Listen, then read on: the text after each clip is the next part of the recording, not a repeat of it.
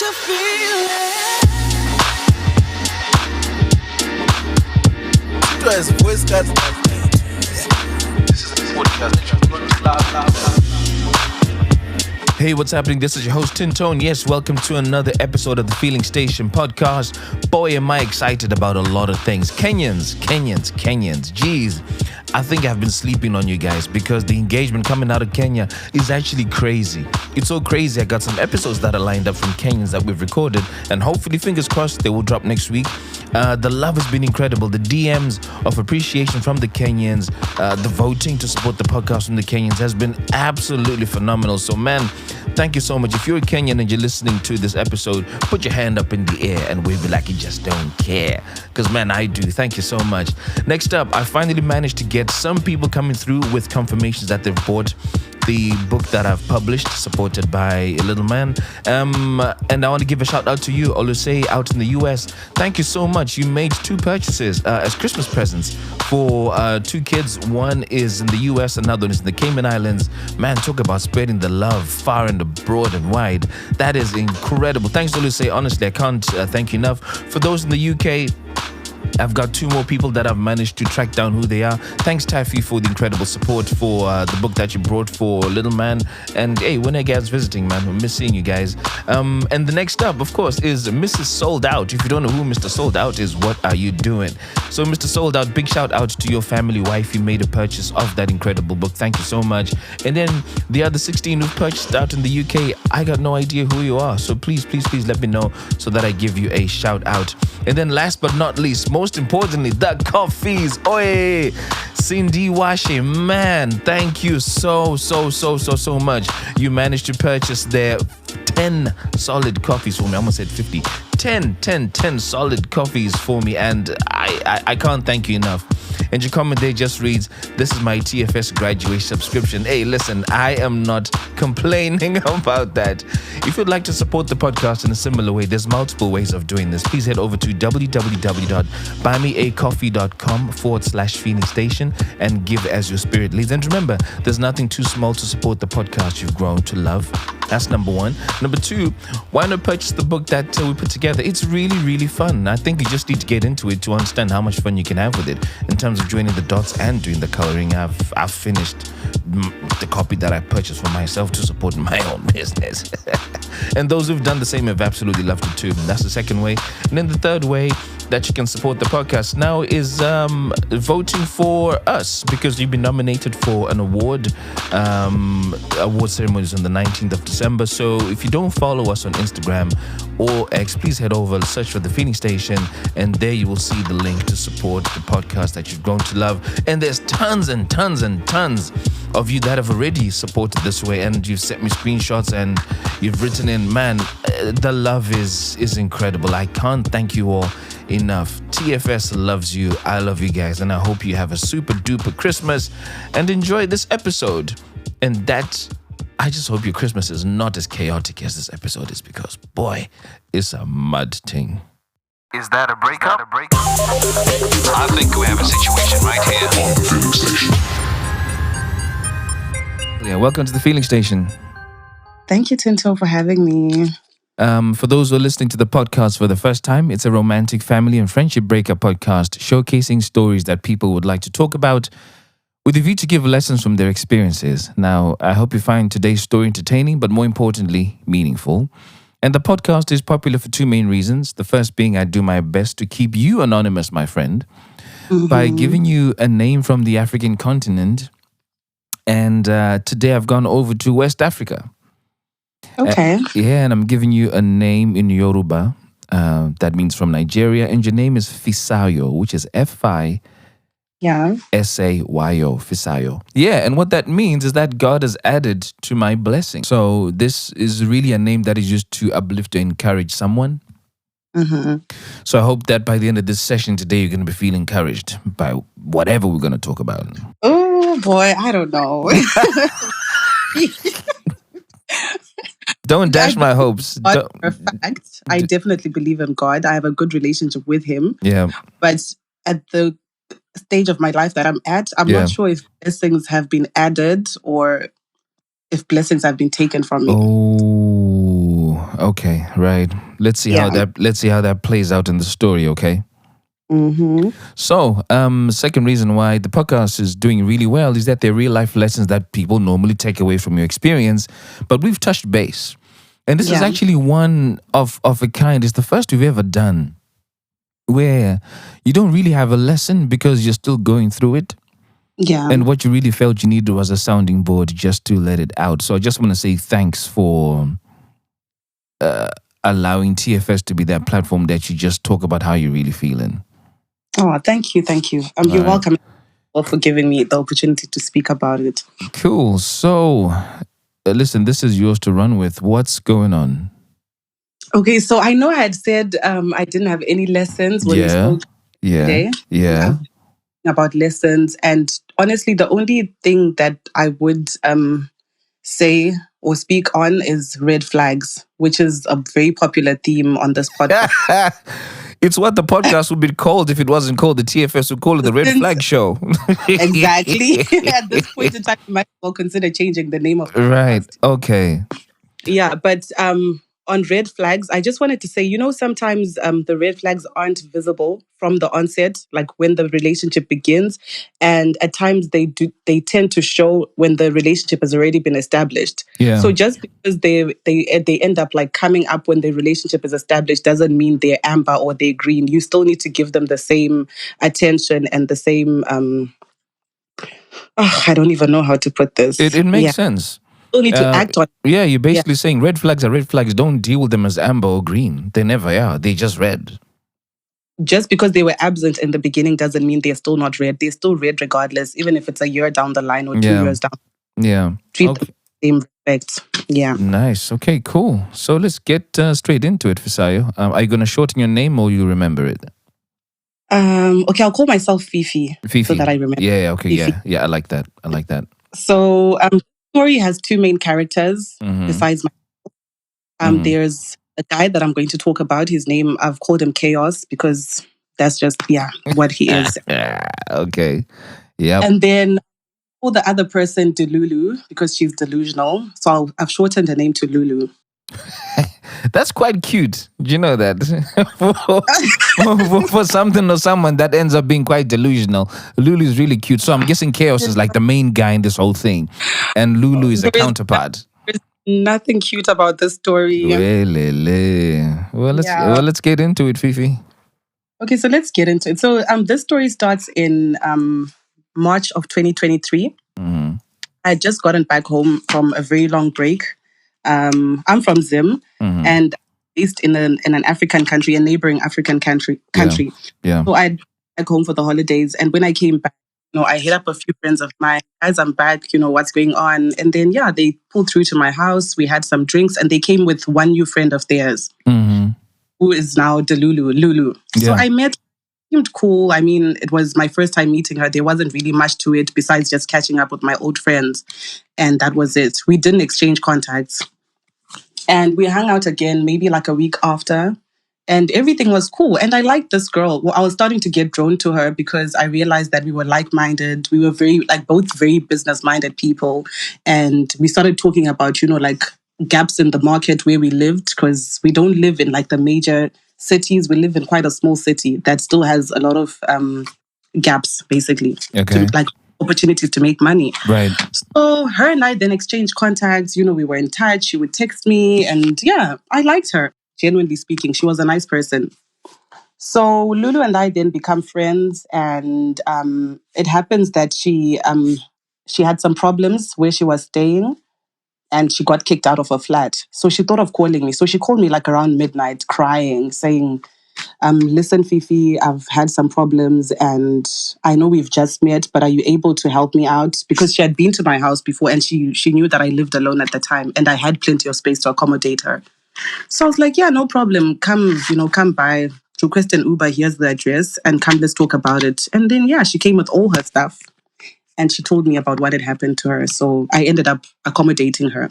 2 questions.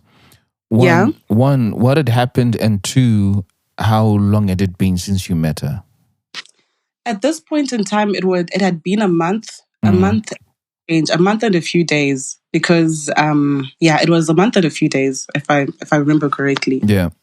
But we had been in touch, like she had been texting me every single day, would text like back and forth, So it didn't feel weird. And also being the person that I am, I struggle to ask for help. So when somebody comes to me to ask for help, I kind of feel obliged to help them, because I just felt at the time she didn't have many options but to call me. And the mutual friend that we had met through also was living with her partner and their child. So Right. that wasn't an option for her. Okay. Oh yeah. And also bear in mind, we're all foreigners in this country. She's not a local, like she isn't, yeah.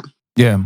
So that happened and she moved in with me. And the arrangement was that she would stay with me for April of 2023 and then move out at the end of April. Hopefully she would have found her own place. Cool. And yeah, everything was good. We would talk, would spend time. I would go to uni and she had her workplace that she was working at. And, she would come back home, would cook, chill, talk. And we got closer and closer. Yeah. Because we lived in the same space. So one thing that I realized was every time I tried to talk to her about her family, she seemed to draw back. She wasn't keen to speak about her family much. The only thing that she just told me was that her mom and her dad had both passed away. And she had a brother and a sister. And that was it. It got to a point where we now started talking like more seriously about business. And we thought, okay, let's actually do this. Like, let's open this business that we've been talking about. It only makes sense. I mean, we're already friends now. So let's do it. Like, what can we lose? But one red flag for me that I should have seen at the time was that the job that she was working at the time, she had told me how much she was getting paid. And the money that she said she had and was willing to invest in this new venture of ours, it didn't add up. But I'm not one to question people where they got their money from. So I thought, okay, let's go for it. Oh yeah, I was gonna ask, was it more or less than? It was way more than she would have had Right. from her job. And it didn't make sense. Even then, I had questions for like, how are you managing to pay rent yet you're getting paid so little? Because you barely have anything after you've paid your rentals. So like in terms of maybe toiletries, food, transport, all that stuff. And she just said, you know what, I hustle on the side. I've got other side hustles that Okay. I was saving up. And I really didn't look much into it, honestly. Like, Yeah. yeah, cool. Yeah, So we yeah. opened this, everything was going well, and then one day she tells me that her brother came to our business while I was away, and she was feeling some type of way about it because they had not been in contact for over a year. So she then opened up about it and she was like, actually, my brother's name is so and so. My brother's name is Chaos. And I was like, Chaos? I know Chaos. And she was like, what? Do you know Chaos? I was like, well, I don't know him. I've seen him before. And funny story, actually, I saw Chaos for the first time while I was with my ex. Chaos passed by while I was with my ex and they greeted each other. So I was like to my ex, yo, who's that guy? Like, he greeted you in your home language. Is he from your country? And he was like, yeah. And I was like, no, there's no way. And he asked me why. And I was like, because he's too cute. Like, he's too good looking. Like, no offense to people from your country. What? What do you mean, no offense? That's every offense to his country. What you on about? And I shall not say which country they're from. Okay. Okay. Okay. Yeah. I was like, no offense, but you're like the only good looking person that I know from that country. And he's like the second person that I'm seeing. Okay. So that was it. So he was like, actually, we've got a mutual friend. So if you want, I can hook you up with his number. Like, me and my ex had that kind of relationship where we joked about stuff like that. And quite honestly, that was it. There was nothing more to it. I never thought of Chaos. It just ended there. Right. Which was like 2019. So I told Delulu this whole story, like, actually, I've seen your brother and this is what happened. And she was like, yeah, my brother's quite good looking, but he's a womanizer and all of that. I was like, well, yeah, what do you expect? And then she basically explained to me that her and her brother weren't in good terms, but she didn't want to talk about it. So I just said, listen, if he's come to the business to support us, to support you, because he doesn't know me, he's obviously coming to support you. Just if there's still a chance that you guys can work things out, then it's good because you share a mom. They have different dads, but they share the same mom. Yeah. Cool.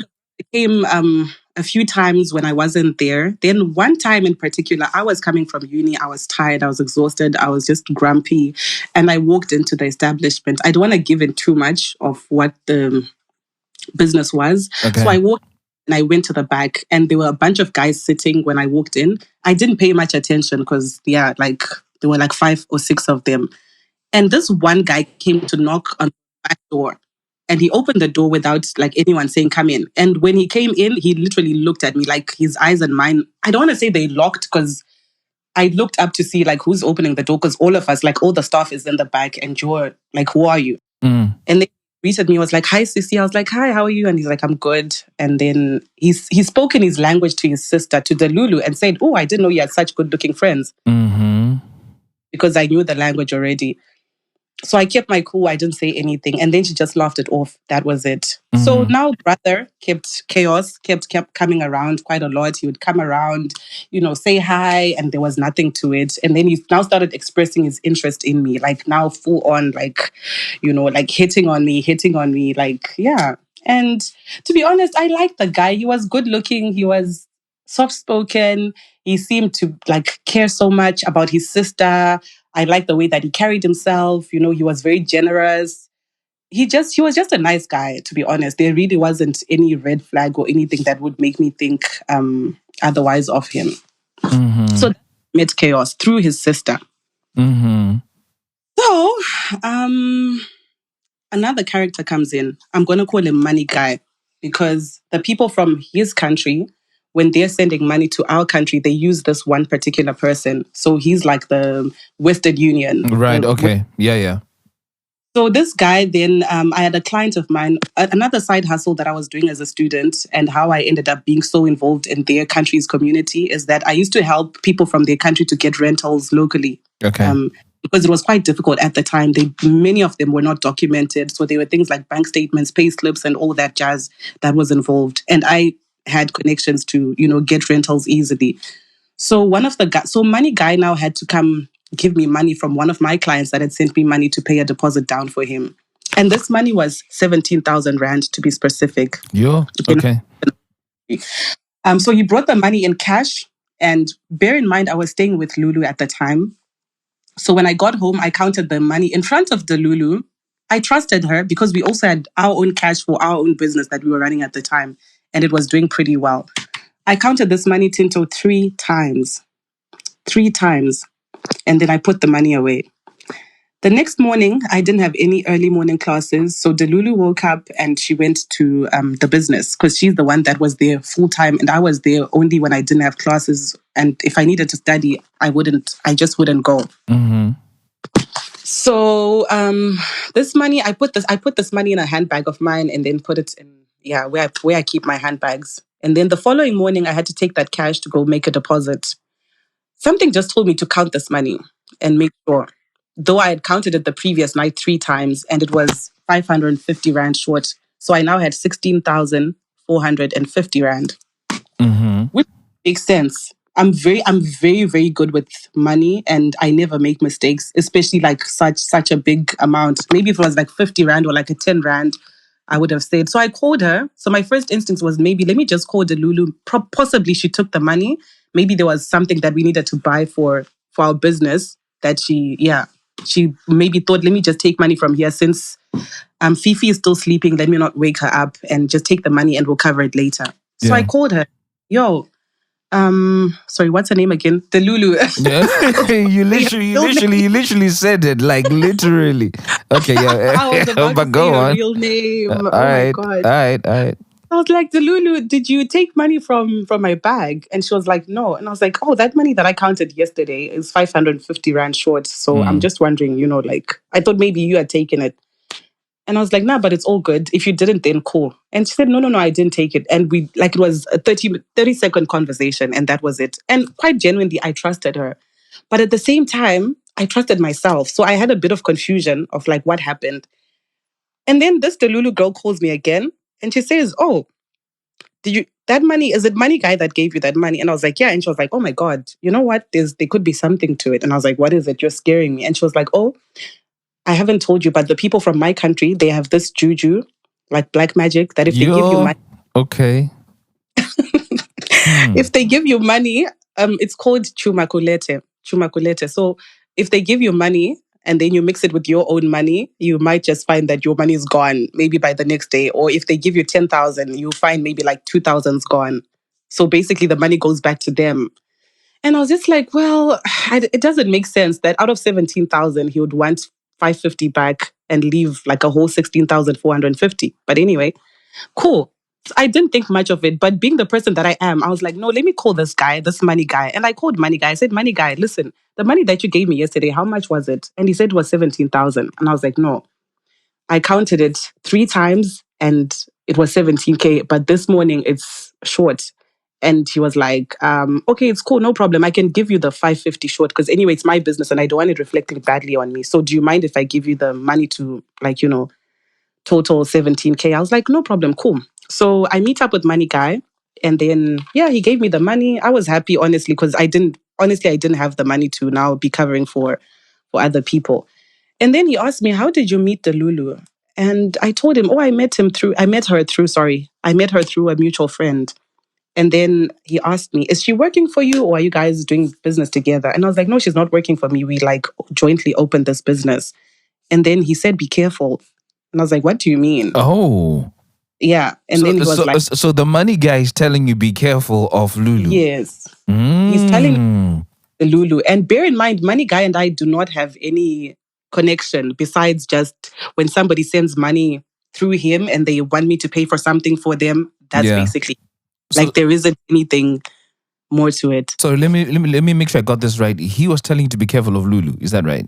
Of Lulu, yes. Okay, cool. Yeah. And then I told him, no, you can't say, if you're going to tell me a story, you have to say like the story. You have to say the full story instead of saying it half. Like, because now I'm going to be scared and thinking, okay, what is going on? So you might as well just, like spill the beans. Then he told me that he asked me, did she tell you where she got the money from? The money that she opened the business? And I was like, no. And I never asked her. Then he says, Lulu has a brother called Chaos. And Chaos has been here longer than Lulu. So Chaos brought Lulu to South Africa so that obviously she could work for herself and make some money. Mm-hmm. But the time that Lulu was in their home country, Chaos was working here and sending money back home to his sister to buy 2 plots of land. Right. So these 2 plots of land actually belonged to Chaos, not Lulu. But Lulu happened to be the person whose name was on the title deeds for both properties. Yeah? Mm-hmm. So what Lulu did when she came to South Africa, when she realized that things weren't working out, she decided to sell one of her brother's properties, so that she could like make a living for herself, start a business. Mm-hmm. And Money Guy knows all of this because he's the same person that received the money when it was sent from back home. Because again, he's the Western Union guy, like their Western Union. Mm-hmm. I don't know if it makes sense. So Lulu sold one of Chaos's properties and then got sent money by her family back home, right? Mm-hmm. And that's the money that she then used to start this business with me. Right. Yeah, makes sense, yeah. No idea, and I hadn't asked any questions about where the money was coming from. I mean, you did try to ask a question from what you said, but you said she didn't want to talk about it. She didn't want to talk about it, yeah. So people have their own side hustles. I don't want to be involved. Maybe they're selling private parts or something, I'm not laughing at it, but I'm just like, I'm one person. If I someone and they seem hesitant, I'll leave it at that. I won't force it out of you. If you don't want to talk about it, it's okay. You leave it alone, yeah. Yeah, I'm not gonna lie, but after that meeting that I had with Money Guy, I was left really confused, and it made me question so many things. It made me question where the money had gone. First of all, the 550 that was short. Mm-hmm. It made me question how she had gotten the money and who was telling the truth between her and Money Guy. And I know that she needed quite a substantial amount of money to start the business. And now I was just starting to think back, like, oh my God, this girl told me how much she gets paid. Like, how the hell did I think she was going to come up with such an amount of money within a short space of time? So it genuinely made sense. But Money Guy told me, please do not tell her I told you this. Please do not say that I told you this. And I was like, okay, cool. I know I made a promise not to say anything, but it wasn't sitting well with me. So I kept quiet for a day. And then the following day, I asked her again, Lulu, where did you get this money that we started the business with? And then she started laughing. And I was like, no, like genuinely, like if we're living together, so if I need to trust you. If I'm going to trust you like properly, I need to trust you like all the way, 100%. So just tell me, like, like I think you can open up. You've told me a couple of, things that you've been through in the past. So like I'm not gonna judge you about anything, And then she was like, I was saving up. That's what she said. I've been saving up since before I came to SA, and when I got here, I was still saving up. And I said, okay, no problem. Now, somebody told me that you sold your brother's property, one of your brother's properties. So could that be true? And she denied. She was like, no. And I was like, listen, money guy told me, if you want to confront him, because but now why were you breaking bro code? dude, like I really don't know, but something in me just wasn't sitting right. Because now, she sounded convincing, and I was thinking, no, this person's a bad person. Why is he trying to come in between my friend and I? Like you're trying to plant a bad seed in my mind, and then you tell me not to then go and like ask the person. I'm not, I don't know, Tinto. Like I really messed up. I know I shouldn't have. Yeah, I mean, I don't want to judge or anything. I just want to comment because you've already said that this guy was the plug. You've known him as the money guy for a minute. Yeah. And if anything, he's the one that you needed to trust versus a month-old friendship. Yeah, but even with him as well, he was fairly new in my life. It's not like I had known him from, a long time like back. It's only because of the client that I had recently gotten that needed to send money through him. So before then, like all the clients that I'd had were already in South Africa, but because this particular person was still in their home country and they wanted to establish, their lives before they actually came here. That's the reason why, like, that's the main reason why I ended up, talking to this guy. Okay. Yeah. So Money Guy then says, obviously, and I was like, Money Guy said he knew about the whole plan. And actually, he's the one that received the money from, like, the proceeds from Chaos's land that you sold. And he told me the exact amount that you got. And on top of that, Money Guy actually said the money that she had left wasn't much compared to the money that she got. In December, she would call Money Guy and say, oh, can you bring me maybe 2,000? And she would be out partying with friends. And she would call again and say, can you bring me 1,000? Call on another weekend, say, can you bring me 5,000? To a point where that money was slowly starting to like deplete. Then Money Guy asked Delulu, like, Delulu, listen, from what you told me, you sold this piece of land so that you could do something for yourself and actually help the family back home. So now, how come you're spending this money on like groove and like drinks and things that aren't actually tangible? Why don't you save what's remaining and do something? So Lulu stopped calling Money Guy. And the next time that she called Money Guy was when we now needed to put down a deposit for our establishment. So I asked Lulu and I say to Lulu, listen, I'm more than happy if you confront Money Guy because what he's saying, it's not cool. Those are very serious accusations. And God forbid if he tells somebody else and it ends up getting to your brother. Chaos isn't going to be happy about this. So yeah. It's not a cool thing to lie about such serious things. So if he really is lying, I feel like you should confront him. I'm more than happy to, be there and be like, yeah, you said it, that sort of thing. So that happened and yeah, she just denied it and business went on. So again, remember the brothers hitting on me at this time. I never said anything to him because our relationship wasn't at that point yet. And yeah, he was a nice guy. I know you're going to ask me what I liked about him. I think I've already said he was soft-spoken. You've listened to this podcast too much. He relax. He was good-looking. He smelled good. He took care of himself. He was just everything I was looking for in a guy, I thought. And then, fast forward, remember now, Delulu is still staying with me. This is April. April's gone. I'm like, okay, Delulu, what's going on? It's the end of the month. And then she said, can you please give me one more month? Because our business is still, like in the beginning stages. And I feel like business is slowly starting to like pick up. So by end of May, I'll be ready to move. I was like, cool, no problem. So she stayed again, May. And now this is the time that I'm slowly starting to build a relationship with her brother. Her brother and I are getting closer and closer. And he's spending more time at our house. Like after, we're done with business, after we've closed, the brother would come chill with the both of us, talk, and then he would go back to his own place. So that happens. And then um, Lulu starts now telling me that actually, you know what, my brother's really not a nice person. You know, Fifi, I like you and I are friends and I don't want you to be blindsided. You know, he's Mm-mm. very good at pretending. He is manipulative. He's abusive. I've lived with him and his ex before, and he used to beat up his ex. And yeah, like there wasn't, like I couldn't get involved much and I couldn't help her much. So, you know, I love you. You're my friend, and I really don't want the worst happening to you. That's very real Yeah. intelligence, like very real information to say, hey, Mm. girl, Well, how did that sit with you when she said that? it didn't sit well with me. Mm, I was glad she told me, but at the same time, I was just like, nah, there's no way. The person that I've experienced so far and what you're describing, too extreme people. Like they're too different. right. Like they were. This guy had no fault, Tinto. Like there's nothing that I could pick up. There wasn't a single red flag. There was Mm, nothing at all.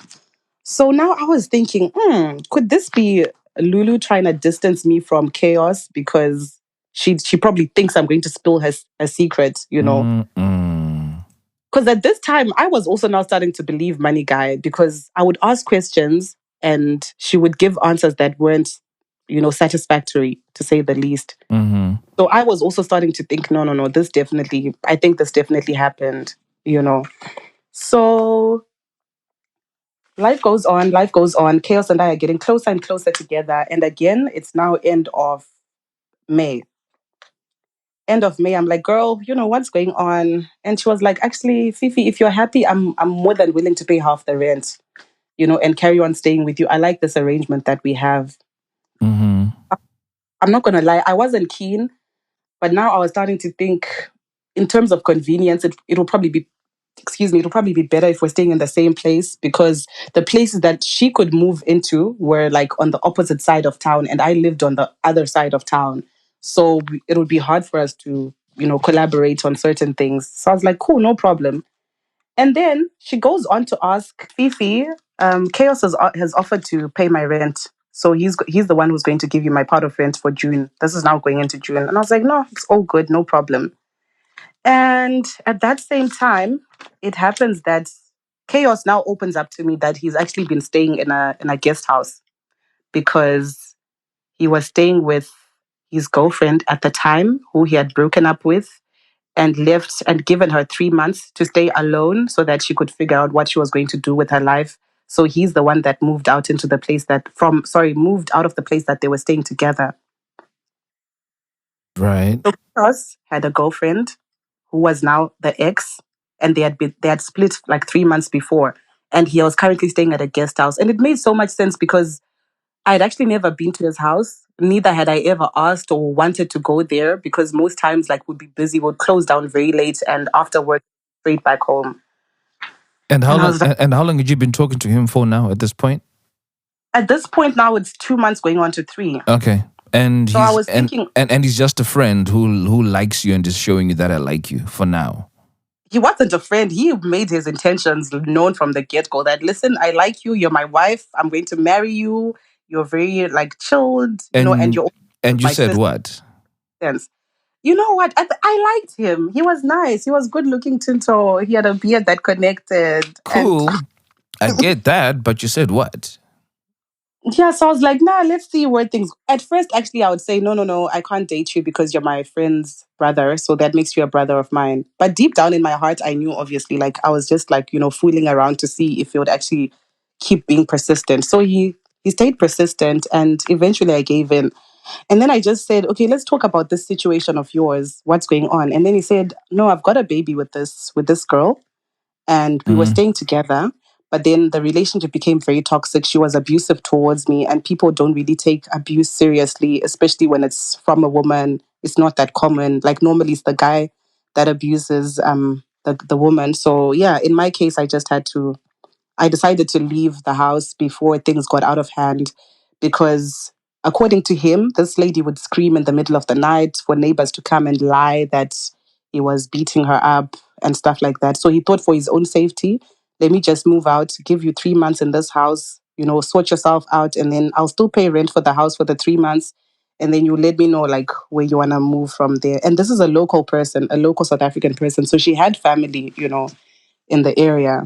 So she ended up moving back with her family. And then he got his place back. Mm-hmm. And quite honestly, I didn't feel too good about that. So I never went to his place for that reason, because I didn't want to spend time in a place that he had his little family living there. There was just something about it that didn't like sit well with me. So What's not what's not sitting well with me is the ambiguity in terms of how you guys got this thing going. I know I bang on about how if a guy hasn't asked you to be his chick, you're not really his chick. yeah. You've not given No, me that confidence that he says, look, I want you to be mine, except him just having flirtatious conversations to say that you're my wife. So how yeah. did you guys then how did you infer that this is now my guy? So now we actually established the relationship. It was now on the 28th of May in 2023. Establish it That's when, how? because we sat down and I was like, okay, you need to open up about what's going on, what your situation is. And that's Uh-huh. when he opened up about his abusive baby mama at the time, and how he wanted to be serious with me. Like he had been unlucky with love and, like all of that stuff. And I was like, okay, cool, no problem. Then, like, I'm cool with being your girlfriend. I like you. And I think you've been nice to me so far. So yeah, let's see where this goes. If you're happy, then I'm happy to, move on with things. So there was actually a date when we said, okay, from this day onwards, we're now in a relationship. I kid you not. Yeah. Yeah. No, I was easy going. Trust me, like the things were flowing. Like things were just flowing. Our energies matched. There was no forcing of things. Stop trying to pull a fast one on me. It does not work. It does not work. It does not But that is work. what happened though. Yeah, you had a discussion. He told you I've run away from this girl, blah, blah, blah. Dude still hasn't said, I want you to be mine. It sounds like that get it off my chest was your confirmation to say, okay, he's opened up, so we're good to go. No, he had asked me, honestly. He had asked me a couple of times and I just kept brushing him off. Like, no, I'm your sister. I'm your sister. I'm your sister. So yeah. Dude, like the guy would show me, honestly. Like it was quite evident. Like there wasn't any coercion or anything or any confusion as to where we stood and where things were going. So Okay, all right. well, at least I thought so. Okay. Hey, Chaos is a man of chaos for real. Mm, So we then got into a relationship, and remember, Chaos had said he's going to pay Delulu's part of the rent for June, and then I never got that rent. So mm. Delulu then decided that she's going to move out because she thought the brother wasn't going to pay.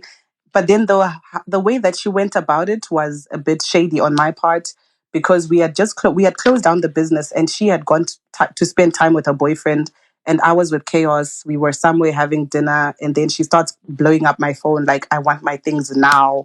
I want my things now. And I was like, okay, we're still having dinner. I even sent her my location. If you're happy, come get the keys from me, and then you can go and lock and take whatever you need and then bring back the keys to me if I'm not done, or I'll meet you at the house.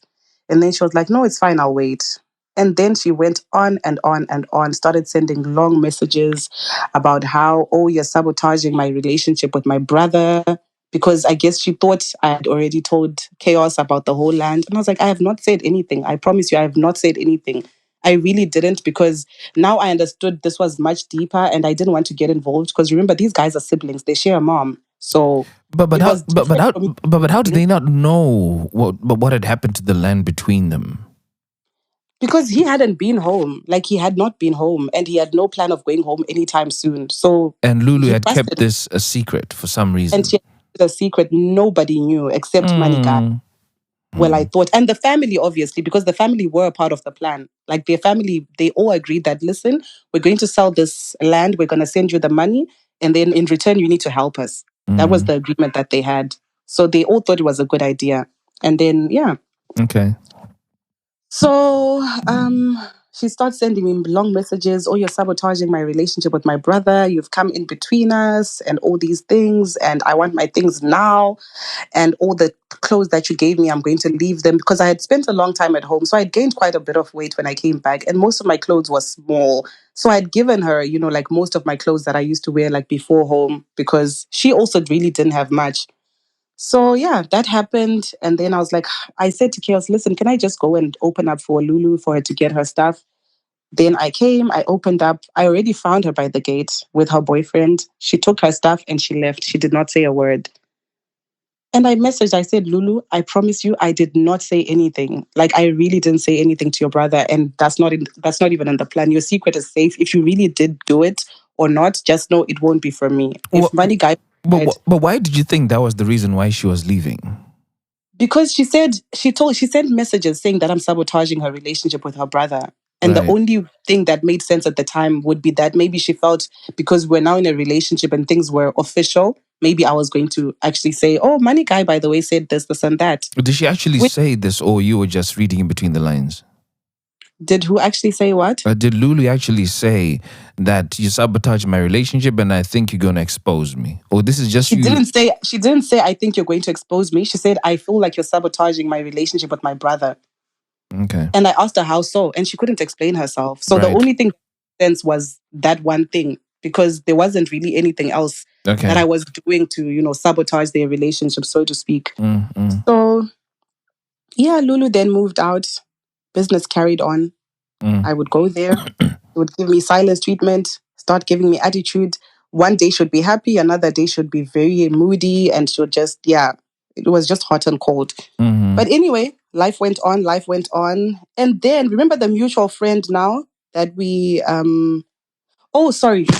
Rewind a bit. Mm. Now when business carried on, she then realized that she wasn't able to come to me and, like talk trash about her brother. Like I didn't buy into it. I just said, thank you for telling me. And I prefer to experience things for myself. If that is the kind of person that he is, like, thank you for warning me, but I'll have to, get to know him myself. And yeah, because maybe if you go to my ex, he will say different things about me, and maybe he will get to experience another side of me. So, like, yeah, I genuinely do not judge people based on what I've heard about them. I prefer to experience you myself and get to know you, and then yeah, I'll It's make a judgment. dangerous.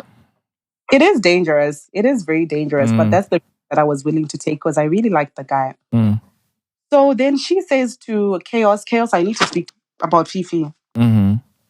Chaos, I need to speak to you about Fifi.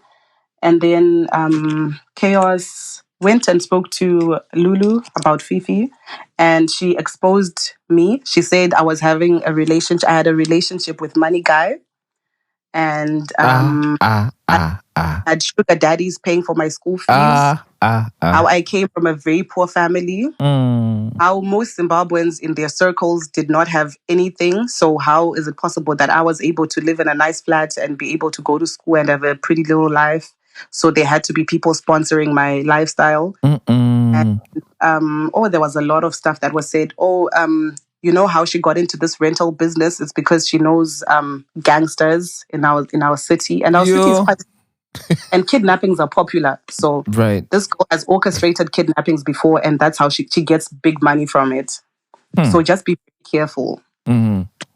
So Chaos, I noticed that there was a bit of a shift from him. Like there was a disconnect that I was feeling, but I wasn't sure what it was after he came from, speaking to his sister. Mm. So I kept quiet. I was like, no, let me not push. I'm not going to push. I'm not going to be the one to ask. And Chaos being Chaos, he came and he told me everything that Lulu had said. Me, are you involved in gangsters or whatever? I was like, oh my God, hell no. Like, I'm scared of a gun. I'm even scared of knives. So, like, how would I be involved? And where would I even be involved with such people? Or she said A, B, C, and D. She said you come from a poor family and somebody's paying for your school fees, like a blesser and your lifestyle and all of that stuff. I was just like, oh my God, listen, none of that is true. And if you want, I'll prove it to you. Like, I've got receipts of my parents sending me an allowance every single month. I've got receipts of who paid my school fees. I've got communication with them. Like, there's literally everything, like all the evidence that you need. Mm-hmm. You've spent time with me. And at this point, most times you're at my house. You have the password to my phone. You've seen all my chats. You've seen who calls my phone. And most times, actually, when I pick up my phone, because I've got a problem with my ears, most time when I pick up the phone, I put it on loudspeaker so that I can hear clearly. Right. So by default, anyone around me would then hear the conversations I'm having on the phone. So if there was anything shady, he would have picked up on it already. Right. Just said, "Oh, I've got a funny feeling about my sister, and I'm not really sure, like what's up with her. I don't know what's going on because." Yeah, it just seems like it's coming out of nowhere because in the beginning she was warning me not to play with you and not break your heart. And now she's trying to imply that you're the opposite of what she told me you were initially. So I'm just confused. What's going on between you and my sister? And I So, was like, so these two are pretty much playing each other against each other about you. about me, You yeah. okay? And now I really didn't want to say about the whole land thing. So I just said, well, I don't know. I really don't know. Maybe she didn't want us being together. I have no idea. Mm. And then I left it at that. So life went on. Things got a bit hectic between Lulu and I because I would go there and she would have her other friends and she would be giving me the cold shoulder, like speaking in riddles about me. And I just said to her, listen, Lulu, I don't think, this business is going to work out between you and I, seeing the relationship and how things are. Like, I'm not happy that I come here and there are things being said about me in riddles and you guys think I don't understand. And bear in mind, at this time that I met them, I'd spoken their language for over 7 years. So it's a language that I understand very deeply, like including the riddles and all the matsumos and madimekiras. Like, you cannot talk about me in my presence and not figure out that you're speaking about me. So yeah, I just said, I'm more than happy to cut ties. Are you willing to pay me X amount of money? And then I walk away. Then it can be like a soul thing for yourself. And she said, yeah, cool, no problem. So that is exactly what happened. I took money from the business and I exited. I left. I left her to handle the business on her own. I was happy to cut my losses. So now, remember the mutual friend that had brought Lulu the first day that I came back from home? She then now comes into the picture. One time she bumps into Chaos and I while we were out, and I was drinking. Chaos doesn't drink, by the way, and he doesn't smoke. That's going to play a very like vital role in like in the next part. Just put a side note. He doesn't smoke. Is giving SDA vibes. Yeah, no, he's not even. No, no, no. Not saying he is. I'm just saying the vibes is given. And So what do you mean SDA vibes? SDA vibes. Hey, Because SDA people are listening to this podcast. You don't want the numbers to drop. plenty, they know. This is not a secret. So I mean, the general view is Adventists, they don't drink, they don't smoke. And, kudos to them. The majority don't actually drink or smoke. But it just means that their vice, is what? Is women. Let's leave it at that, my friend. Guys, please, one of the lessons, you know what? You just catch them on as we go. But please don't. If you know you drink or you smoke, date a person that also drinks and smokes. Right. To understand each other better than who doesn't. So please don't hurt you. Don't do it yourself. Yeah. You're toxic. Yeah. So anyway, I'm out drinking I'm drinking and what's his name? Chaos is just there chilling, watching me. Yeah. And then we bump into the mutual friend that introduced me to the Lulu. And she's like, yo, what's going on? Like long time. I haven't seen you guys in a while. I like this because she knew of Chaos and she knew me as well. So she was like, oh, I like you guys together. You guys are a good match. And I was like, oh, okay, cool. And then she was like, oh, Chaos, by the way, I've got something I need to tell you, but you need to buy me shots. Buy me at least 10 shots. After I'm done with those shots, I will tell you everything that you need to know from A to Z. I had no idea what it was that she wanted to say. And Tinto, a mutual friend, got very wasted and started like saying to Chaos that, listen, I need to tell you something about your sister because your sister and I were good friends. And the minute she met Fifi, she distanced herself from me. So maybe she thought Fifi was a better friend than I am. Yet I'm the one that introduced her to Fifi. Mutual friend and I were still cool. We were still talking. We were still chatting, once in a while because we didn't have that friendship where we texted back to back every single day. So we were still cool. There wasn't anything there or she hadn't said, anything offside or, yeah. And then she went on to say that in December of 2022, your sister sold one of your plots of land and I was there when that sale was done. When the call came in. Confirmed that you had 2 pieces of land that were right next to each other. So the buyer came and then the person that was supposed to bring the deed brought the wrong title deed. And then they had to go back home and fetch the other title deed for the right property. And they sold it for X amount of money and it was sent to Money Guy and Money Guy is the one that was keeping the money for Lulu. And Lulu, whenever we would go out, Lulu was like the boss. She's the one that would be paying for the drinks And any time that the drinks would finish, she would call Money Guy, and Money Guy would be like would pull through with whatever. Sometimes she would even ask Money Guy, "Yo, can you please buy maybe 2 bottles of Hennessy and bring me 1,000 rand? I need money for Uber or to get around." And Money Guy would do exactly that and get paid for it, so he didn't have a problem. And then she went on to say, mutual friend went on to say, "I meant to tell you earlier, but I just, yeah, I thought it wasn't my place. But at the same time, I knew you before I knew your sister because he moved here first. I knew you before I knew your sister. So I just thought it was my loyalty lies with you more than it does with Lulu. So this is what's up. I don't mean for you to go fight with her, but I just needed to get this off my chest because sooner or later you're going to discover, and I don't want to get caught in the crossfire for you to think maybe I was part of the people that encouraged her to do it." I did ask her not to, and I told her that it wasn't a good idea because sooner or later you would find out. But yeah, I've decided to come clean. So that's what's up. Chaos and I looked at each other like, what? And I acted like I didn't know. I was honestly also shocked. And I was like, what? When did this happen? And then, yeah, she said everything she needed to say. Then we went home. And Tinto, I couldn't sleep. How come? I was everything that mutual friend had said. And now I was starting to think, oh my God, like there a couple of other times when money would go missing. And I thought, oh, maybe I misplaced it. Maybe this. So this person really like has sticky hands. They like put their hands everywhere. So yeah. I'm telling Chaos. I was like, Chaos, listen, I've got a confession. I need to tell you something. You know, when your sister and I opened up the business, she didn't really tell me where she got the money from. And Money Guy told me where she got the money from. But at the time, I didn't believe him. But slowly, I started to, you know, like add 2 and 2 together for myself and see that something wasn't making sense on her side. And Money Guy had no reason to lie to me. So I think what mutual friend said could be true. I didn't want to tell you. And he got mad at me for not telling him. And I was like, no, don't get mad at me because I didn't want to get in the way. And I didn't have enough evidence. Like, what was I going to come and say to you? You know? And then he was like, oh, that makes sense. So probably that's why she was trying to break you and I apart because she knew that sooner or later you would tell me. Yeah.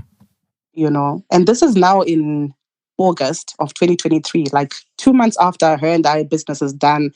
And I've still maintained my silence. I have not said anything to her.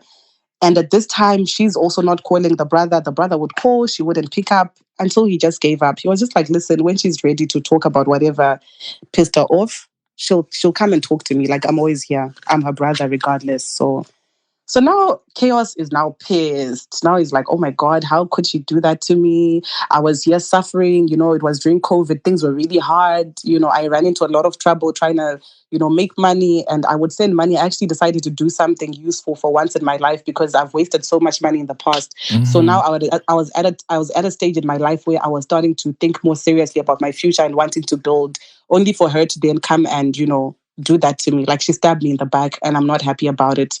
So Chaos confronts Lulu. Lulu denies and says, listen, if you want, you're more than well, you can go home for yourself and go to grandmom's house, collect your title deeds and go see, you know, the plots for yourself and confirm that everything is still in order. Yeah. So Chaos now starts thinking, you and mutual friend have known each other for a long time. Could you guys have orchestrated this little, you know, act and you guys are trying to... So now it was a thing of Chaos is now looking at me sideways like, girl, are you sure? You know, you knew about this and you didn't tell me. And then now that mutual friend shows up, we bump into her, you know, randomly. And now she's saying the same thing that you're saying you also knew, but you kept quiet. What's going on? So Chaos being Chaos, he decides, I'm going to call Money Guy. And he calls Money Guy. This is what I've heard about you. And you are the one that received the money. Can you please confirm? Money Guy denies. He's like, that girl is lying. Your girlfriend is so dangerous. She's lying. And bear in mind at this time, now Lulu's gone to confront Money Guy. Like, why the hell would you tell this person, you know, where I got the money from? You need to do whatever's in your power to make sure that my secret is safe. Like, do whatever you can because I'm really going to like ruin stuff for you. So Money Guy denies and says, if anything, that girl of yours, you should be questioning her lifestyle and where she gets her money from because she has people that send her money through me. And I was like, what? Okay, this is where it gets complicated. So I say to Chaos, Auntie, the stands are there. So you can just go and see for yourself. Like, this is something you can't be arguing with. Okay, the sky is blue, it's purple, it's pink. These are things that have documents and papers. So you can just go home. It's factual, yeah. back and forth. Yeah, it's factual stuff that can be confirmed. So in September of 2023, brother goes home, Chaos goes home, and the minute he reaches home, he calls Lulu to say, "Listen, I'm now home. Can you please tell whoever that you kept the documents with that I'm on my way?" Who happened to be the grandmom. And then Lulu blocked Chaos. Chaos had the grandmom's number, called the grandmom, said, "Grandmom, I'm coming to get deeds for my properties." Grandmom blocked him. Yo. Tried auntie, I've tried to speak to Lulu and grandmom, and they've both blocked me. I don't know what's going on. And the auntie cast the living lights out of him. She swore at him. "Oh, you're crazy. Did you really think that you could take Lulu and ask her to come to South Africa only for you to make her suffer? You're so crazy. You wanted her to sell her body to different men so that she could make money for you. Like you wanted to pimp her out to different men." And he's just like, what the hell is going on? Like, where's this coming from? You thought you were smart. And just like all sorts of things blocked.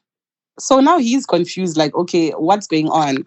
And remember, I said to you that these guys share a mom, but they have different dads. Right. So when he was staying on his dad's side of the family, not with like the maternal family.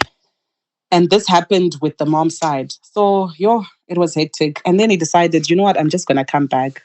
Like, let me leave it. He came back and he was like, I think I got the confirmation that I needed, because if they weren't guilty, they would have just like picked up the phone or showed me or given me the title deeds or showed me where the properties were at least. But then, yeah, it's cool. No problem. Also, one other thing, when I met Chaos, he said he had an ongoing case that was in court. Every time I'd ask him, like, okay, you're attending court, what is this for? He'd say, nah, we just brush it off. It's something silly. And then I was like, yeah, but what is something silly? Then he said it got involved in a fight. So, yeah. And I was like, you got involved in a fight, so why can't you, like, I automatically assumed that it was a guy. So I was like, why can't you sort it out with the person that you fought with? Like, were you guys friends or what? You guys, I'm sure you can figure this something out. Maybe he can drop charges. And then he just said, oh, they're just being silly. He said they. He didn't say he or she. He just said they're just being silly, and I know eventually they'll drop the charges. So I said, oh. Then he got on a warrant of arrest because he skipped court while he was back in their home country. And for this court case, that's when I realized what it was. And I was like, okay, why does it say assault with intent to do grievous bodily harm? Those were the two charges that he had. And I was like, okay, what is going on? Who did you kidnap and who did you beat up like that? Because it would be common assault if you just like maybe slap someone or if they had like small injuries, minor injuries. So, yeah, this is when like shit really hit the fan. I think that's when I started thinking about everything that Lulu had told me about her brother. So I just asked him, like, okay, come clean. Tell me what this is about, because clearly it's more serious than you made it seem. And I thought it was just like a little fight that you had with a guy. So what is going on? Then what he then told me was that, hey, Tinto, guys, please don't judge me. I was so stupid. I was in love. His first baby mama. This is when the first baby mama comes in the picture. He said that he hit his first baby mama. Actually, at first he said she lied, that I hit her and that I kidnapped her. And I was like, okay, why would she do that and how did it happen? So I'll just try to summarize what he said. He basically said that they had broken up. He wasn't feeling her anymore and he had broken up with her. And she still wanted to get back with him and he wasn't keen. So he led her on. One time she asked for forgiveness and then, like they smashed a few times. So she thought that there was still hope. And then afterwards, he had to open up to her that, listen, I'm not ready to get back with you. So she then got bitter and she blocked him everywhere and went away with the baby, with his first baby, his first child. So he was then worried about what was going on, with his child and with the baby mama as well. So he went to her family and asked where she was, and they said they didn't know where she was. And the only option that he had was to go to the nursery school that the child attended. So he went to the nursery school and waited outside, knowing that when it was maybe like 4:00, she would come pick up the baby from the nursery. So he saw her coming and said, let's try to speak about things. I don't want to harm you. I don't want to do anything. But can we maybe like have an arrangement where I'm also able to see my child? Because as is, like, this arrangement that we have is not cool. You can't block me and you can't stop me from seeing my child just because I don't want to be with you. Like, yeah. So do you mind if we go to the police station so that we can have it written down somewhere that, I also have rights to come and pick up the child from preschool and maybe spend time and then drop her off by you later. And she agreed. And they got into the car. And while they were on their way to the police station, while they were driving in the freeway, like in the highway, she wanted to take control of the steering wheel and like rear them off the road. And he was trying to take control of the steering and like block her from, doing what she wanted to do, because she said, if we are not going to get back together, then we all have to die. Like all three of us are going to have to die. That was his story. So they got to a traffic. Once the freeway was over, they got to a traffic light, and then this girl wanted to jump out of the car with the child.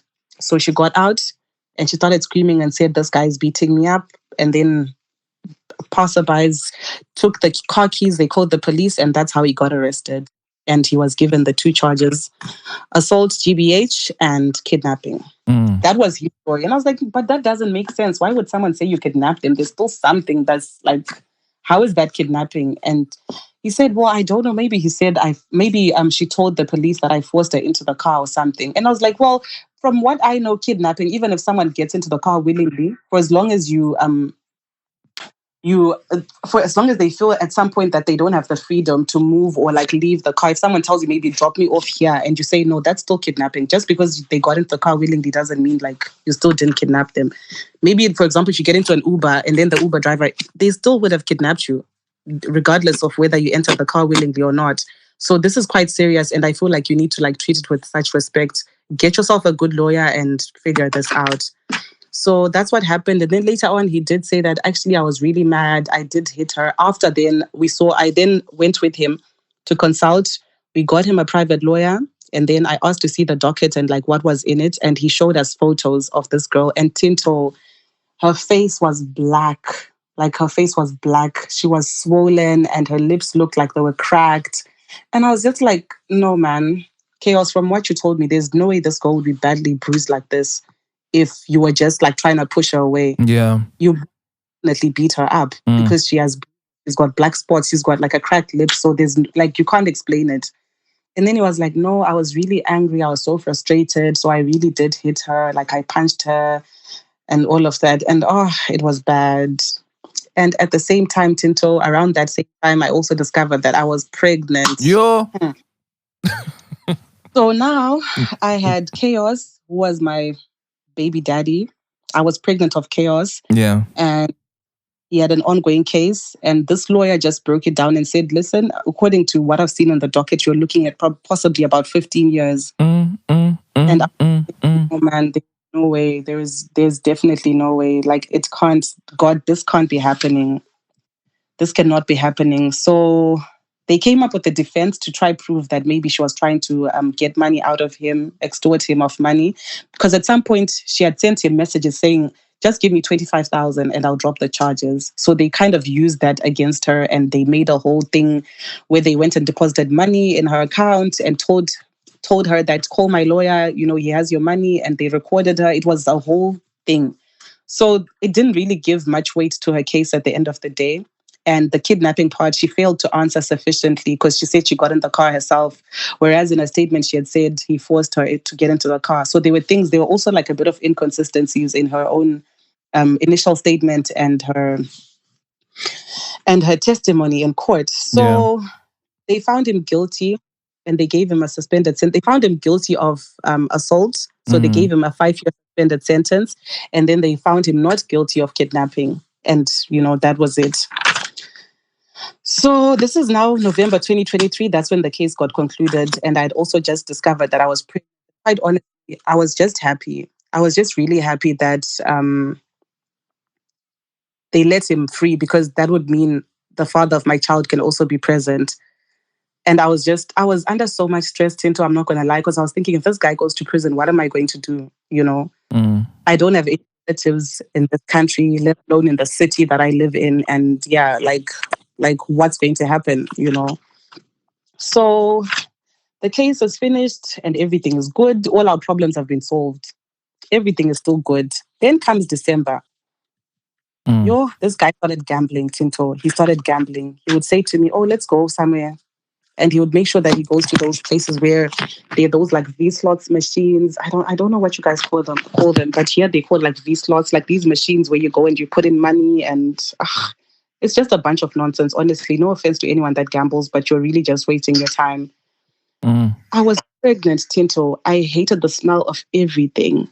There would be people smoking in there, drinking in there. It would be loud. It would be noisy. And he mostly picked up this habit when the case was still ongoing. And he would say, "Oh, I'm stressed out. Like, let's just go somewhere and chill somewhere where I can refresh my mind." And I felt sorry for him. And that's one of the things that the sister had warned me about as well, that he gambled. But at the time, I didn't really know what gambling was.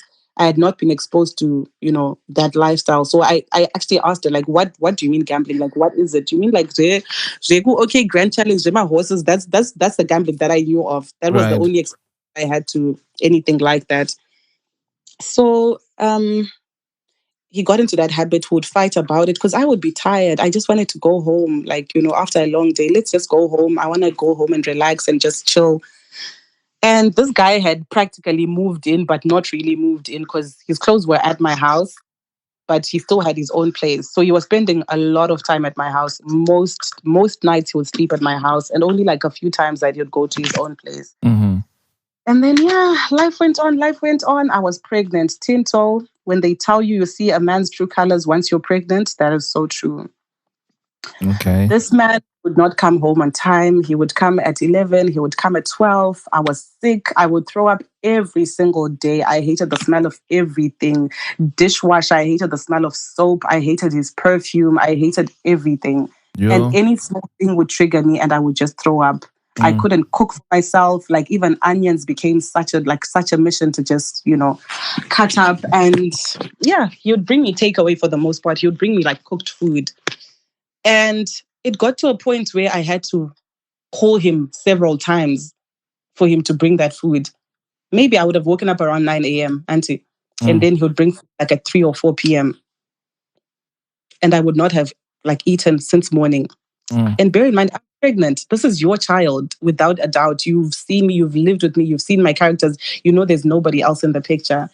And he'll just do stuff like that, And quite honestly, I was starting to regret it. I started regretting that, like getting pregnant by him while I was pregnant. It wasn't planned, but at the same time, I take responsibility for my own. I wasn't cautious enough. I had contraceptives available to me, but I'd never been on contraceptives. So I thought, you know what, I'll just carry on bringing it, But then, the man's pull-out game wasn't that strong. And it is what it is. Yeah, it sounds like you knew that his pull-out game wasn't that strong anyway. No, I knew from the onset. Trust me, I knew since day one. Okay, There's going to be- so I can only assume that you were okay having a child with him then. I wasn't okay, but I was just stupid. I was just ignorant, really. Like there's nothing. Nah, you I can't. can't You can't use ignorance. You knew, right? Ignorance means you don't know something. You knew his pull-out game is shit. Yeah, and I was also. So was it for the love of unprotected sex? Because it does feel different to protected sex with a condom. Yeah, and also I had come from a 7-year relationship where we did not use protection, Right. and the man's put wrong. So I thought, you know what, we'll just carry on, because these 7 years I never got pregnant. So it's still the same. But Okay. little did I know. So Tinto, this is now 2020. 2023 is now over. It's finished. The case is done. 2024, April now. I'll take you to Easter Sunday in April 2024. I was chilling at home. I was just, nothing much was going on really. I had spent the whole day at home. I had my food. I was happy. Well, I was trying to be happy. And then I went to the bathroom. And next thing you know, I'm bleeding.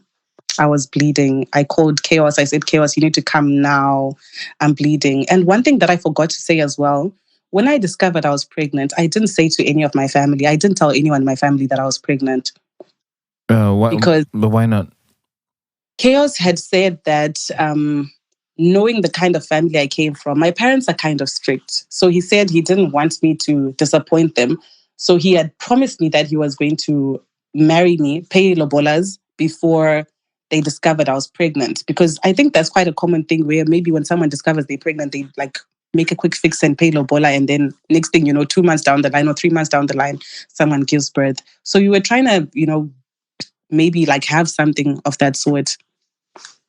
But then the money just wasn't moneying. Like things just weren't like flowing. Because remember, this guy now has a gambling addiction. Well, he's always had it, but he was now open about it. He was now doing it openly without fear of being judged. So he would gamble all his money away, and it was just hectic. Financially, things were bad. Like things were really bad. And the previous year, in 2023, I had been on medical aid because for all foreign students, it's a requirement to have medical aid. So I was able to get all the medical attention I needed, and it would be covered by this particular medical aid. And I always went to like private health facilities. So now this happens. I haven't registered my pregnancy with the government, with any like local clinic. And I can't go to a private hospital because I know he can't afford it. And I also don't have medical aid for 2024. So the best option was for me to just go to an emergency room at a public hospital. So that's what happened. When I told him I was bleeding, he was at the house in like 7 minutes. And Tinto, I didn't even know he could drive that fast because every other time I would ask for food, there would be excuses. Oh, the road has a lot of traffic lights. Oh, there's a lot of traffic. Oh, I don't like to drive fast. But on that day, he was very quick. Mm-hmm. He came and he took me to the hospital. And once I got there, they just said, listen, we're not going to discharge you. Like, this is it. You're going to stay here until you give birth. We can't let you go home because it's too dangerous. I had a condition called placenta previa. Medical people would know, but basically like my placenta was starting to come out and the baby probably wasn't going to be able to survive. Mm-hmm. So they said, we're going to admit you into hospital. But no one knows in my family what's going on. So now I had to start making calls. I called my sister. I told her, this is what's going on. I'm pregnant. I'm now in hospital. One of my sisters was on holiday, so I couldn't tell her at the time. I didn't want to stress her out. I then had to tell my mom, and I lied to them. I'm really like ashamed to say this, but I lied to my family that I didn't know I was pregnant. Mm-mm. But I knew the whole time. I just told them I didn't know I was pregnant. I started bleeding and I went to the hospital and they told me I'm pregnant. So yeah. Tinto, that was the worst and darkest stage of my life. Mm-hmm.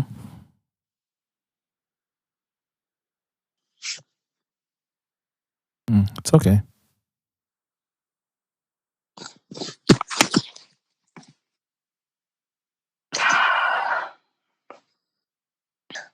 Okay. So this is Easter Sunday when all of this was going on. And then they told me that you can't go home. So now we're admitting you. So call whoever, your next of kin, to like bring you comfortable clothes, like, your nights, your pajamas, toiletries and all that. So I called Chaos and I told him, because remember in the ER, like this side, if it's a public hospital, they only allow the actual patient. So if you've got like 10 people with you, they all have to go outside. So at this point, he had gone back to the car and I called him and I told him, they said they're admitting me. So can you please go home and like get me all the stuff that I'm going to need? And he said he would bring it tomorrow. And I was like, actually, it's okay. It's too late already. So you can bring it tomorrow. And like it was just so different from what I was used to. Because, oh my God, like trust me, like the public health here is just something else. And the nurses, you're a foreigner. And I was unregistered. So they were like, oh, so you've been going to private hospitals? Because they asked me if I'd had any scans. And I had all the scans on my phone on like the hospital app for the hospital that I was attending. So I showed them and they're like, oh, you're fancy. Oh, you think you're fancy.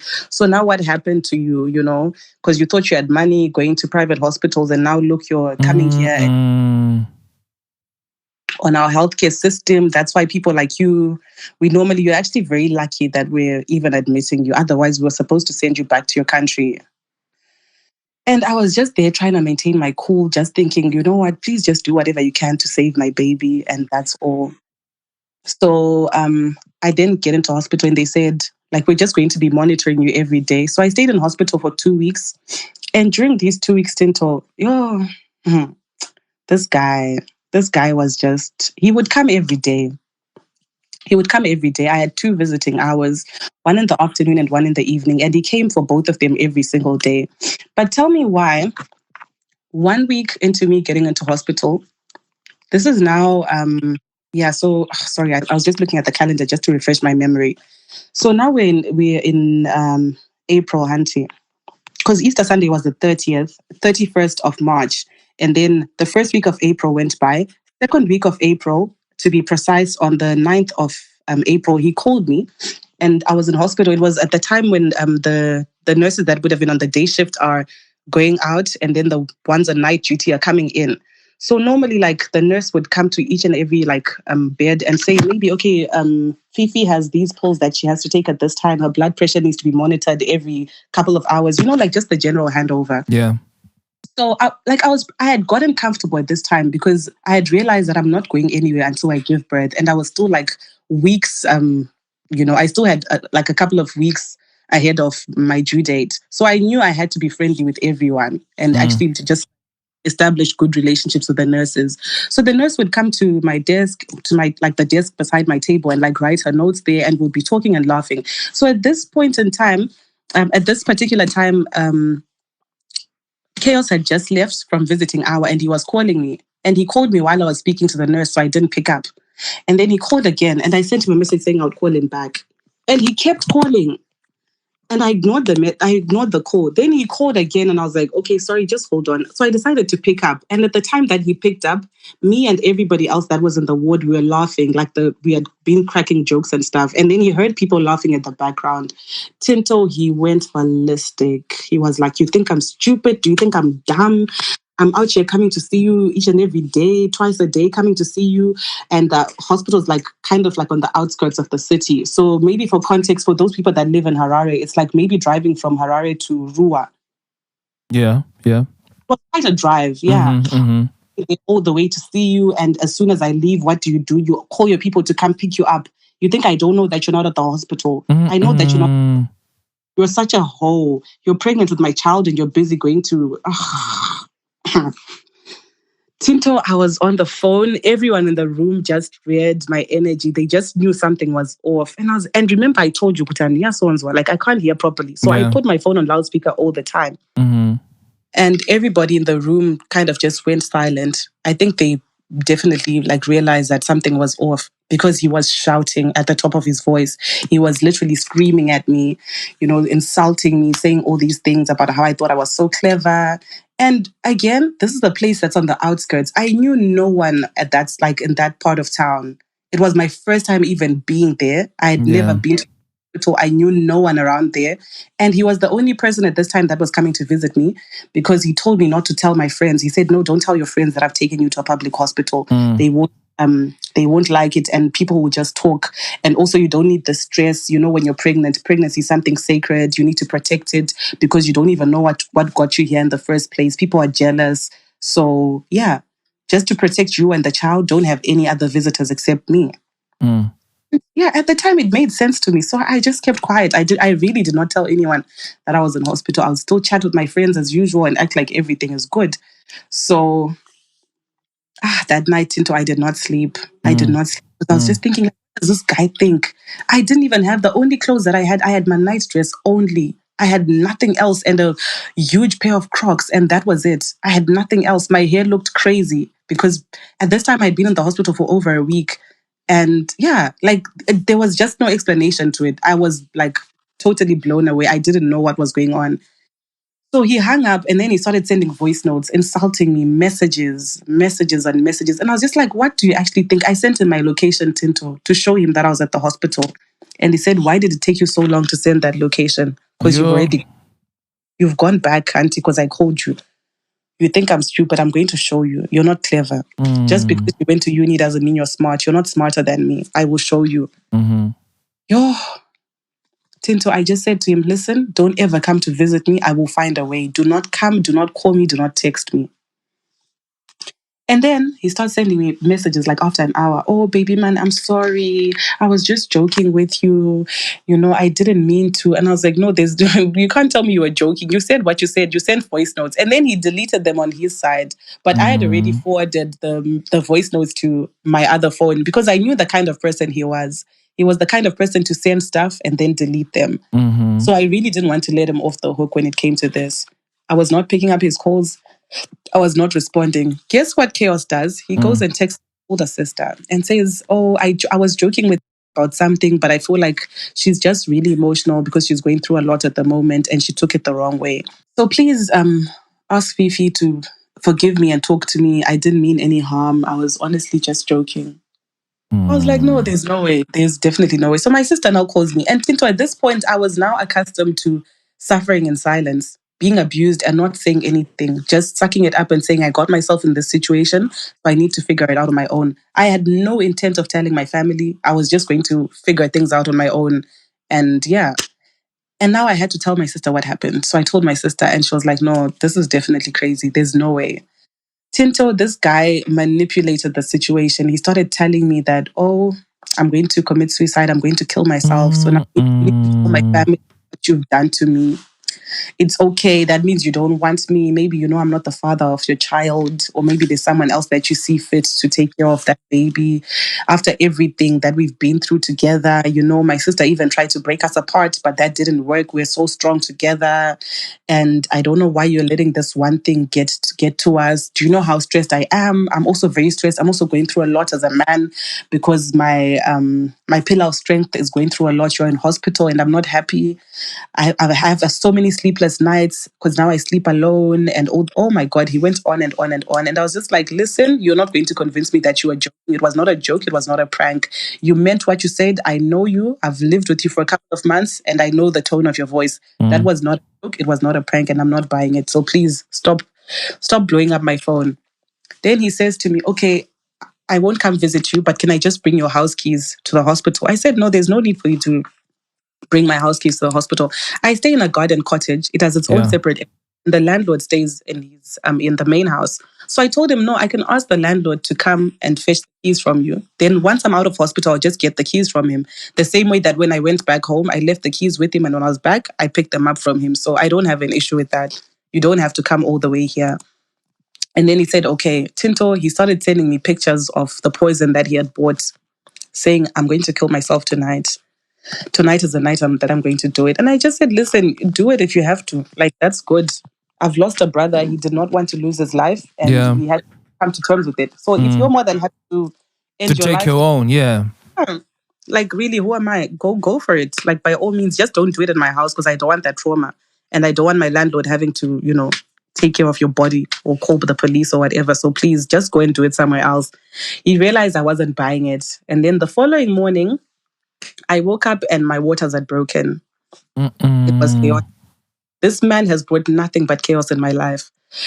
The doctors were like, Fifi, at this, like, you've lost majority of your amniotic fluid and your baby has barely anything in there. And I asked them, so is there nothing that I can do to, you know, like replenish the waters? And they were like, no, there's nothing you can do. At this point in time, just pray. If you believe in God, just like, that's your best bet. But there's nothing we can do. Just pray. And the fluid also helps the baby's lungs to develop. So we don't know how that's going to be. You might give birth to the baby, but they're not able to breathe on their own.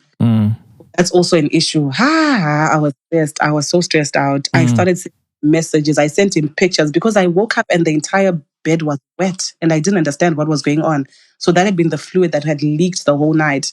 And I just said to him, listen, if I lose this child, Chaos, you are a dead man. Like, I am willing to murder you and go report myself and go hand myself into the police and like serve the sentence willingly. Like, I am literally going. I was mad, Tinto. I was livid because I was thinking, you got me in this situation because of your gambling habits. We were unable to save up money for me to go to a decent hospital. And now that I'm still here, you're still stressing me out. There are already complications and you're making the situation worse than it needs to be. So he started saying, oh, I'm sorry. I am sorry. I'm sorry. He didn't come visit me that day. I asked the security not to let him in. And I also asked the nurse that was on duty, please do not let this guy into the ward. And they said it's fine. So on that day, he didn't see me. He came, he was sending me pictures. Oh, I'm in the corridor. They said, no, can you please ask them to let me in? I said, no, that's not happening. The following day, same thing. And on the third day, I don't know. I don't know what it is, Tinto. Like, I just gave in and I was like, it's okay. He kept sending sad messages. I'm really sorry, Fifi. I'm very sorry. Like, please just forgive me. I let jealousy get in the way. I really don't know. I'm so stupid. I don't know what I could have, like, what I thought you could have possibly been doing at the time. I'm really sorry. Like, I know stress isn't an excuse, but I'm also just going through a lot. So can you please forgive me? And I thought, okay, it's fine. Let's just see where things go. Yeah, cool. And then that same week on the Sunday, they said the baby was slowly like starting to, the baby's heartbeat wasn't stable. Like the baby was starting to get exhausted and yeah. And this was after he had just visited me and he left at 7. And at 8 o'clock, I was already getting prepared for surgery. So, yeah. Hey, it's all right, Fifi.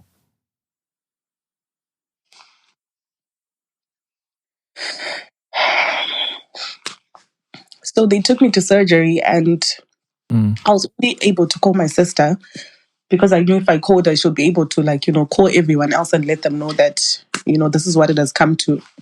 After 2 weeks in hospital, they decided, nah, it's not safe for the baby. So let's just take the risk and deliver the baby prematurely. So I had my surgery around 9. I remember that day I was so scared. I was shivering.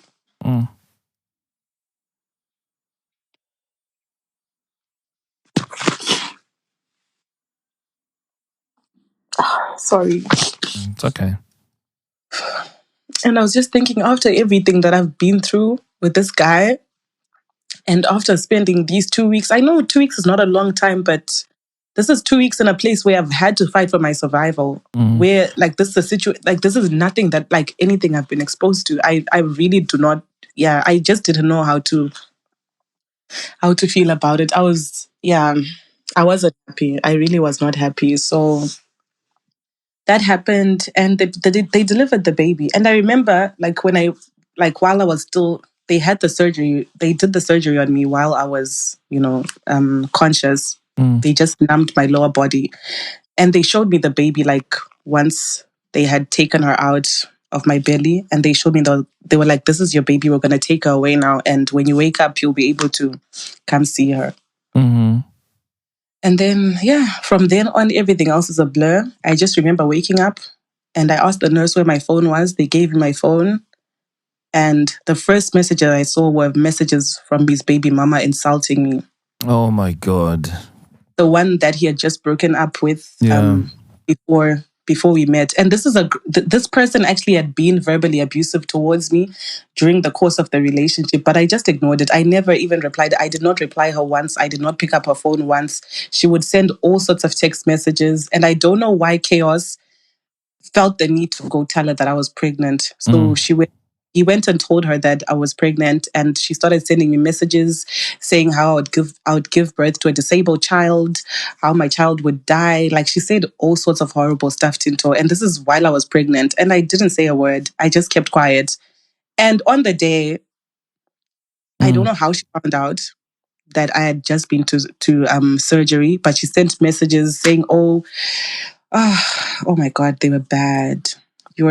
They were bad. Like, she just said some really horrible things. Your child is ugly. Don't you ever think you can compete with me? Don't else's child. You're any better than the rest of us. We all have, like, both me and the previous baby mama have his children, and there's nothing special about you. Oh my God, there was a lot.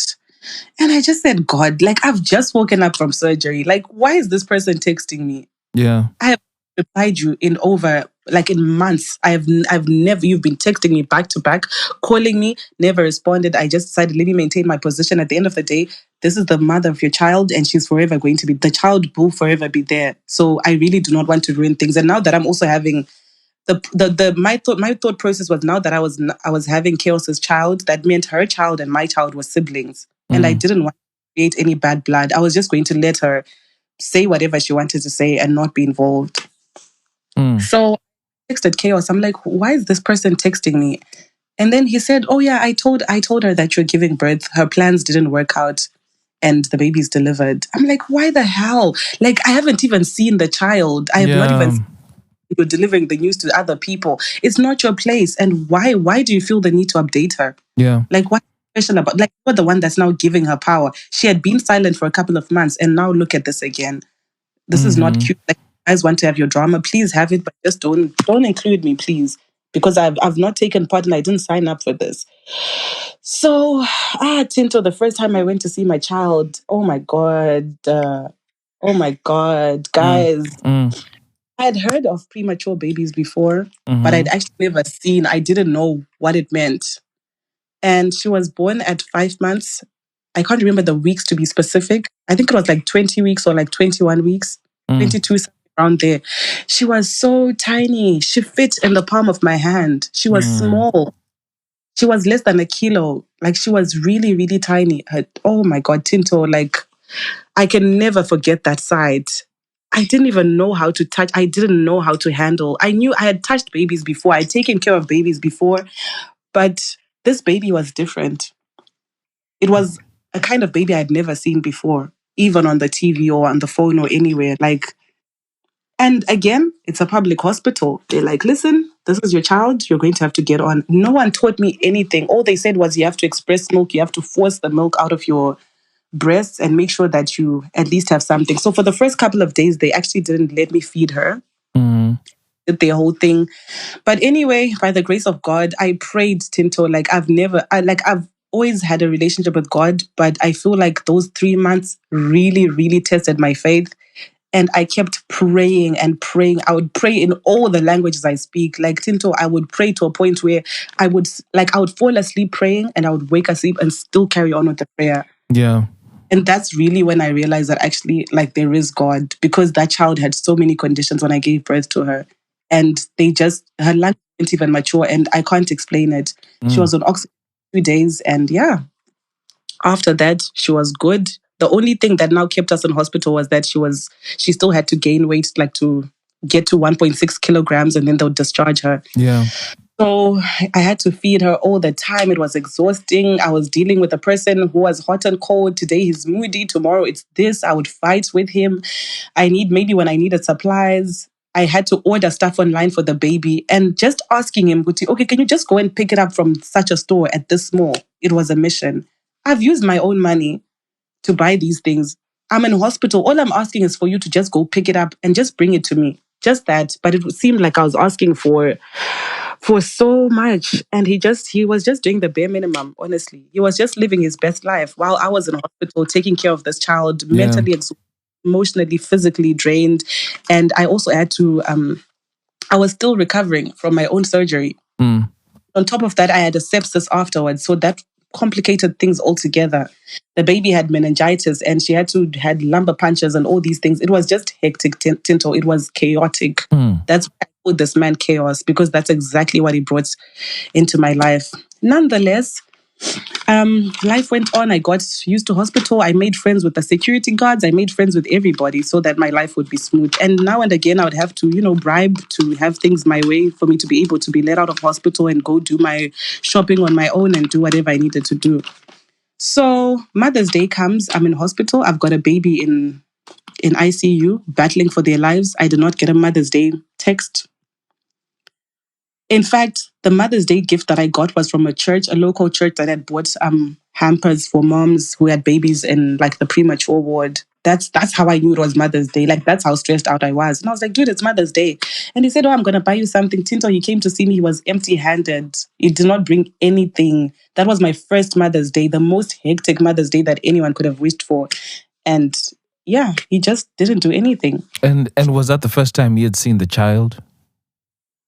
No, he hadn't seen the child. So how it works in public hospitals, the baby's in a premature ward, but because they're very, their immune system is quite weak, so they don't allow visitors from outside. So the only people that can actually like go in there and see the children are only doctors, nurses, and the actual mothers.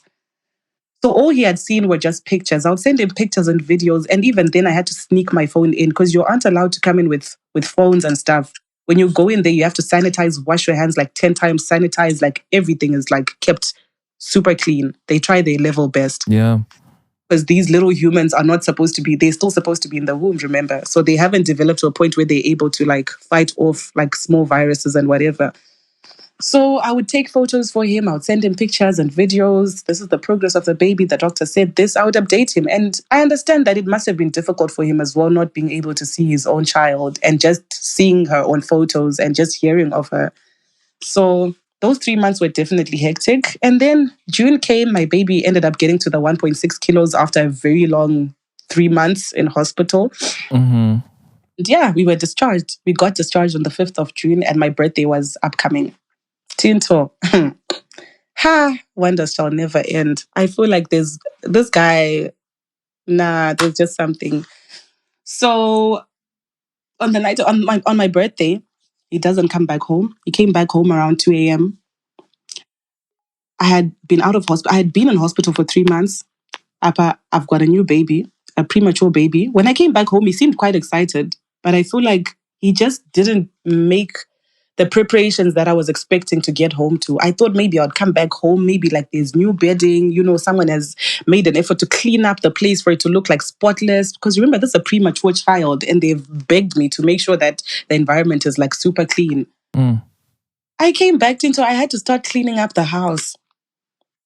My products, I can't use like bleach and like all these products with like harsh smells because this baby is premature. They're still very tiny, 1.6 kilograms. She was still very, very small.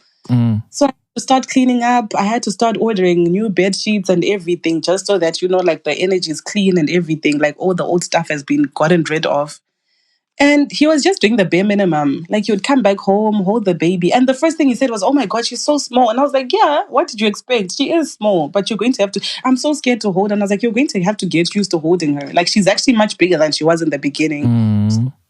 And it was just such a mission asking him maybe just to go take a shower. Like, can you please hold the baby? I want to go take a shower. I just want to take a shower because, it had been 3 months. Like, I just longed for the love and support that I thought I would come back home to. I just longed for just support. I didn't really want much. And my birthday was upcoming. I thought he was going to do something. Again, nothing. It went by like, just like that. Then he says to me, "Oh, I just feel like there's a dark cloud above my life. So I need to go home and sort myself. I need to go get cleansed." I need to go and get cleansed. Yeah. Okay. I was like, "What do you mean?" He's like, "Oh, there are certain rituals that I need to do because my life is not going well. It's not going the way that I planned. So, and now that I've got a family, I was hoping that I would be able to pay your lobola or the damages and whatever. But up to now, I still haven't been able to manage to do anything." And I was like, "Okay, but the money that you're going to use to go home and come back, that's actually enough for you to at least, I don't know, do part of the formalities that need to be done culturally. So make it make sense." And he went behind my back and booked a ticket to go back home. And then he told me, "I'm leaving on such a date." This was a month after I came back, after I've been discharged. And the baby is still small. And I'm also still trying to get used to being a mom now on the outside. Because inside hospital, there's a bit of support, there's structure, there's a timetable, there's a routine. But now I'm on my own. And guess what, Tinto? He left. He went home and he left me with the child. Yeah. Yeah, he was there for 2 weeks and then he came back. He came back with bunches and bunches of powders and and roots and all these sticks and all these instructions about how I needed to wash the baby with this and I needed to cleanse myself. Yeah. Tinto, I took all those things and I threw them. I threw them out. I flushed the powders down the toilet because I was like, I'm not doing that. Like, I'm not going to expose my child to things that I don't know. I don't even know where they came from. And besides that, I don't subscribe to your beliefs. So you can't force it on me. Unfortunately, that's not going to happen. And then, life went on. And then now this year, Yeah, the relationship was bad, to be honest. It was really, really bad. I'm not even going to lie to you. Like, I was just trying to figure my life out and just hold on to, everything. I'm just trying to see if I left out um anything important. So fast forward now this year, he then decides that he wants to go back home again Mm. because he feels like his juju man, his juju man didn't do the things the right way or the way that they had paid. What was he hoping would happen with that juju? Do you know? What was the intent? I think he hoped that his business would boom, and like I think he was given promises that I don't know, because he said, "Oh, hey, Tinto, hey, I shouldn't be saying this, but let me just say it. It's not my story to tell, but I'm going to have to tell you what he said to me. He said when he went to the juju man that he went to, I don't even know what to call him. When he went to the juju man, he told him that, oh, you've got such a bright future, but there are certain things that are holding you back. As a man, you need to protect your aura, you need to protect your spirit, and you need to protect your spiritual gifts because there are people that see these things and they attack them. You're supposed to be a very rich man, and the life that you're living is not the life that that's not the life for you. You're destined for better and greater and bigger. You have a much bigger vision, and yeah. And he bought it, and they basically told him that there are people that don't want you to succeed in life, so you have to come back after every year to renew your contract or Yo. renew your I don't know, spiritual security. I don't even know the terms for these things because I don't know. They've never been a part of my life. So he says to me again, I need to go. It's almost a year since I left, since I went in 2024. So I need to go back. Mm. And at this time, we had now opened up a joint business, now me and him, which quite honestly, I put down majority of the money. Like I made the biggest financial contribution to it compared to him. So maybe let's say it's like a 70-30 arrangement. But then again, I thought we're building something, we're building a future. So I didn't really see it as though, oh, I've invested more, so I need to take more of the proceeds or whatever. So it's kind of like a creative business. Let me put it like that. And the major role player in this business is his little brother. He's the one that we've employed. Yeah, that's a side. Let's leave it at that. So now, out of curiosity, given Yeah. what this guy has been about, he's been abusive to his ex. He's really not giving you attention with your new child. Why were you still clinging on? I just hoped for better. I hoped he'll change. That's just the truth. I really hope that he'll change. I still thought that there was room for improvement and bigger potential. Yeah. Okay.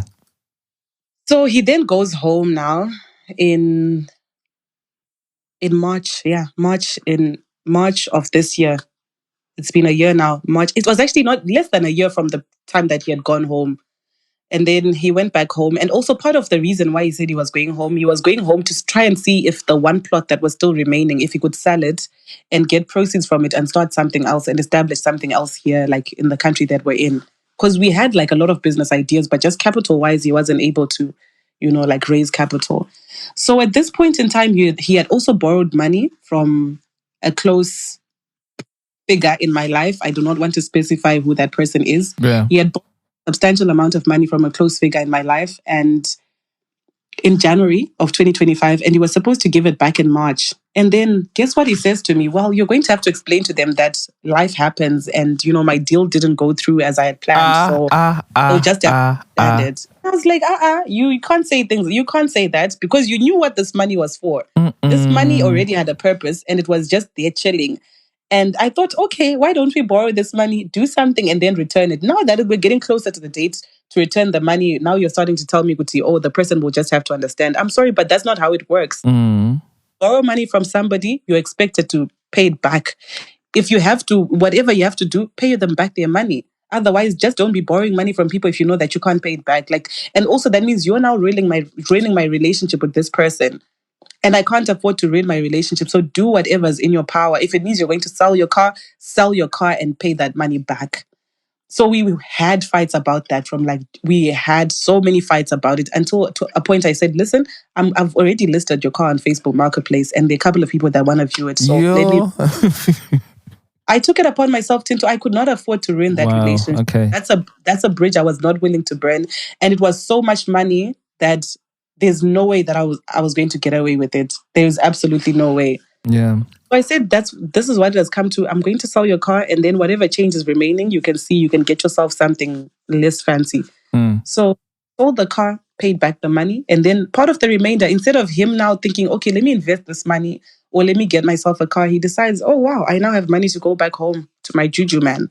And when I go back, things are going to work out. So he took that money, the remainder, and he went back home, and he expected that maybe, I don't know, he was going to come back with a snake that would just spit hundreds of dollars at a time. I don't know what his plan was. Tinto, when he was home, he was abusive financially. Now, I was the one controlling the business single-handedly. I still had a child that I had to take care of. And oh my, he would demand for money every single day. If I didn't send the money, he would start calling his little brother, insulting him, saying, oh, so now you're taking orders from Fifi. Remember, you're my brother and I'm the one that employed you. You didn't know Fifi, but now you take orders from Fifi and this and that. And I had rentals to pay here. I had rentals for the house. I had rentals for the business. And it was just a lot. I really was not coping. And at the time when he left as well, his side hustle, it is one that you need transport, you need to have a car, you need to be mobile. So I made an arrangement with somebody that I knew from before to rent their car because he rents out Ubers like cars to like Uber drivers. So I asked him if he had a car and he was like, yeah, no, it's okay. I've got a car that's just sitting here. It's not in the best shape, but you can rent it out and give me less than I would normally charge. So I took that car and while he was away, I was doing his side hustles for him. He would just tell me like where to go and what to do. And yeah, I'll do exactly that. So he would tell me that, oh, listen, you have to send me that money because that's my business that you're doing. And I was like, yeah, but your business is not going to do itself. I'm still the one that's actually like making operations run. So don't tell me to just send you money as you please. And besides that, I've got this car rental and I still need to pay this guy on a weekly basis. And at the same time, I've got 2 rentals to pay as well for the business and the house. So he would insult me, he would call me, he would block me, unblock me. And oh my God, the phone that he left me with still had his TikTok account logged on. So there was one time that a notification came on and it just said, okay, and there was a number. And I checked out the profile, it was a girl. Again, there wasn't any chat history. I'm not really a TikTok person, so yeah, I don't know these things. So I was like, what's going on? I took a screenshot, I sent it to him. I was like, what's this about? It seems like you asked somebody for their number and they sent it to you, but you've already deleted on your side. So, what's this? And then he was like, no, it's just someone, they're going through something that I've gone through before. So I just wanted to give them words of encouragement. I was like, because who are you? Are you a motivational speaker? Are you a therapist? Like, do you now have another side hustle that I don't know of? Like, what's this about? And oh my God, from then on, Tinto, I would see different messages from different girls. So I think he got smart and decided to move those chats. So you'd go on TikTok, ask these girls for numbers. He would search for girls in his local area because on TikTok, it will show your search history. So he would search like particular locations and see who has recently like been or who has tagged those places in their posts and go follow those people, like their posts at a time and like ask for their numbers. So once the person would send the number, he would then transfer the conversation to like move the conversation over to WhatsApp because now I didn't have access to that. So yeah, that would happen. He would ask for ridiculous amounts of money and it just didn't make sense how he was spending so much money because their country is very cheap. So if you send money from South Africa in Rand, like they would actually be able to get quite a bit of money. So he would ask for money and just insult me, call his brother, and it was a lot. Tinto, I was tired. I was just like, okay, it's fine. Just come back. So part of the things that he had gone to do this time around was that he had gone to sort out his passport. Because when I met him, he didn't have a birth certificate. I didn't know this. Yeah. I only Tinto, what's that? Don't laugh, guys. Like, wow. Yeah. Guys, don't judge a book by its cover. Sometimes just don't. Yeah. He didn't have a birth certificate. He did not have a passport.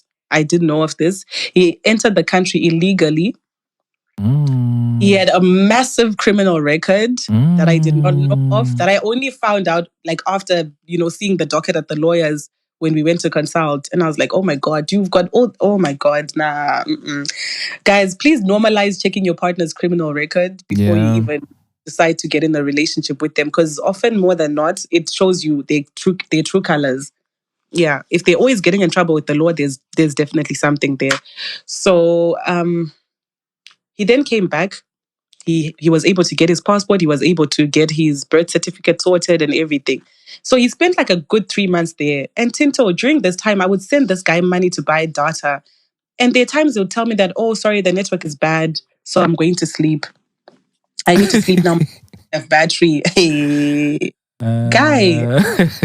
And stupid little me, stupid little me. I thought, oh, well, the blessed one. You know what? He's just tired. He's just tired. And when he went as well, he was in a very rural place, like Kumusha, like deep, deep, deep in the rurals. So I was just thinking, there's no threat there. Like, who could he possibly have a thing with? Little did I know that this man does not have standards. He's community dick, bruh, like for real. Tinto, he then came back. When he came back, he was so hesitant to unlock his phone. I wasn't even trying to get on his phone or whatever, but I just noticed this person, normally what he does when he's traveled, he comes back and he's like, oh, can you please maybe log me onto the Wi-Fi or something? Because this is a new phone that he was using. So I knew for a fact he didn't have the Wi-Fi password. His Wi-Fi would not connect. And yeah, he just didn't say anything. Like his phone ate on pisa, guys. It seemed as though he would not touch it. He would put it so far away, facing downwards, like. And then one time I saw him opening his phone. It's an Android, so I memorized the pattern, and then I unlocked the phone while he was asleep. Tinto, there were chats and chats and chats, not from one girl, not two girls, over 10 girls. Over 10 girls, and they were all from TikTok. Like some of them, I recognized their pictures from their TikTok profiles. And he would have video calls with multiple girls, like 1 hour long video calls. And I would go on my phone and check the chats to see, oh, so on this day that you told me you're going to sleep, you called this person for over an hour and you guys want to. Yet I'm with your child. You can't even video call your child because you'll be complaining because your data's going to finish. But here you are video calling somebody random that you met on TikTok. Like he was busy, he was hitting on girls, and the ones that would be that wouldn't be giving in, he would start insulting them and say, oh, you think there's something special about you? Oh my God, Tinto, it was bad. It was so bad. Like there was so much on that phone, but he had deleted all his photos and cleared the recycle bin as well. I confronted him about it. I was like, what's this about? Because I noticed you've been like moving funny since you came back home. This phone, it's like you're not really paying much attention to it. And it's making me worry, like what's going on? And yeah, he just said, no, there's nothing. I was just bored, because I was in the rural areas. So there wasn't really much to it, I didn't sleep with anyone. That's what he said. And part of the voice notes were actually two girls fighting. There were two girls. One girl had forwarded voice notes to him of another lady that had sent him a voice note basically saying, oh, tell that babe of yours that you guys are going to break up. I'm the main chick. So he had full-blown relationships and side chicks while he was home. Yeah. And I was here, to make things work. So things were very rough that week. I confronted him and it didn't end well. He's one person who he didn't like being held accountable. So he just said, you know what, you can assume what you want. What I know for a fact is that I didn't cheat on you. So when you're ready to talk to me, you'll talk to me. Yeah. And again, a week before my birthday, the whole week, Tinto, we did not speak. He would come back home late, sleep, eat. And the first day he brought me food, I didn't eat that food. So from the next day onwards, he didn't bother buying food. He did not buy groceries. He did not buy takeaway. He did not bring anything. And he would leave me in a house without food, knowing that I'm breastfeeding his child and there's nothing in the house. So I asked my sister if I could, use her card. So I would order myself groceries, cook, and then by the time it would be back, he wouldn't know if I had eaten or not. And that's how I went, that's how I got by that week. So a day before my birthday, I decided, you know what? I'm really just tired of this drama. This was now my 30th birthday. I'm getting, I was like, let me hype myself up. I'm not going to let this man, dim my light. So I have to do what I have to do. Then I told him, Kuti, can you take me to the salon? I need to go to the salon. I need to get my hair done and my nails done. I went to the salon. I did my hair and I did my nails. And the next day I had planned to go out with my friends and leave him with his baby. And guess what, Tinto? Again, that business, we were outside. It was me, him in the car, and his little brother in the back. And we are busy doing calculations, right? So he gave me his phone because my phone was dead. It was out of battery. And then his phone was the only one that had battery. So he gave me his phone. I knew his password now for this phone. Remember, this is the phone that he left me with when he went back home. Yeah. That he uses for his side hustle. So he basically just gave me the phone, handed the phone to me, and he was like, yeah, you can use my calculator. So I unlocked the phone, and then when I unlock it, it's on WhatsApp. I know all the contacts that are on this phone, Tinto, because I've months. And there's a contact that's saved with only initials. And there's a message there that says, I don't have time to play your games. And there was no chat history again. And I asked him, who's this? I asked him, who's this? And then he was like, just do whatever I gave you my phone to do. And I was like, no, you gave me your phone for me to calculate. But when I unlocked the phone, it took me straight to this chat. It was open. It was open. I didn't invade your privacy. You handed the phone to me. You did not unlock it yourself. I unlocked it myself, and boom, there it was. So what do you mean? Yeah. So now he was trying to get his phone back. I was like, not happening. I pressed straight video call, and the person hung up. They didn't pick up. The person hung up. I was like, this person is definitely not entertaining you. So I went and then I checked the number. And I was like, okay, this is not a local number. And you have an ex who happens to live in that country with that country code. Tinto, I was like, nah, man, like, what's good? Like, what is actually wrong with you? Like, I've tried to put everything behind me and just say, I'm going to hype myself up because tomorrow is my 30th birthday. I do not want any bad vibes. And now this, like, what is actually going on? He started insulting me, Tinto. He started hitting me because I wasn't giving him back the phone. Bear in mind, my brother's in the back seat. I'm holding his child on my lap. I was like, this is not happening. Took the baby, gave it to the brother. I was like, let's beat each other up. We're going to moor each other now. We're going to moor each other. Moor each other. Like, you're not going to beat me up and I'll just be there chilling. Like, I don't have fists as well. Yeah. We started beating each other up, Tinto. Like, at some point, I went and I was like sitting on his lap and punching him and slapping him. It really turned ugly. And then, so we would like hit each other, and then he would stop and then he would try to explain himself. And I would also get angry. So now I was like, no, don't take me for a fool. Like, this is not happening. So we would keep fighting. And then the brother would be like, no, you guys should stop. Please stop. And he wasn't trying to cause a scene because where we were, there's quite a bit of foot traffic, So he was just trying to keep the, contain things so that people on the outside would not realize what was going on. And at this time, it was like around 7:30ish to 8 p.m. So it was dark and people couldn't really see what was going on. And now he said to me, and I was like, nah. And he said, oh, I'm done with you. You're so dramatic. You're very toxic for me. You control each aspect of my life. I don't even know what you want from me. Just because you've got my baby, you think I can't leave you. I've broken up with 2 girls that had my baby. So there's nothing special about you. And this keeps reminding me of during the course of the relationship, there's nothing special about who? About you. So I was like, nah, it's all good. We had the fight and then he was like, don't ever step foot at this business again. Because it happened outside. And I was like, you can't tell me not to ever step foot here because I also invested my money the same way that you did. If anything, I invested more than you actually. So I have the right to buy you out and say, never step foot here, not me.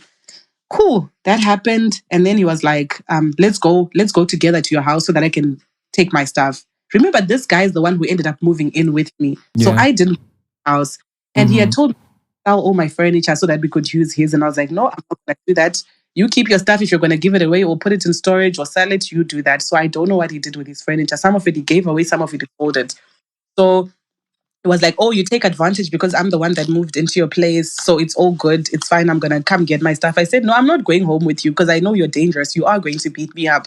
So I'm not going to allow that. If you want, I can go with your little brother. I'm going to let him pack everything that belongs to you and then he can bring it back to you here and you'll figure yourself out. Cool. So I get in the car with the brother and then while we're on the way, I really had no plan to go report him, Tinto. I was not thinking of that.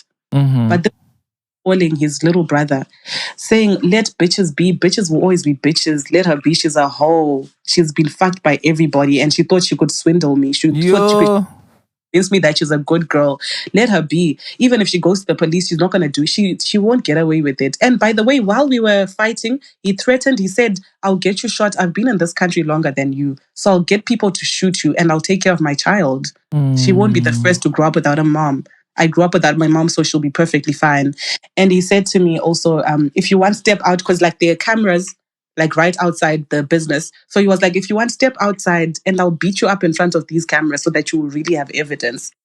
And how he was friends with the police and they were not going to arrest him. And and he was going to get away with the case.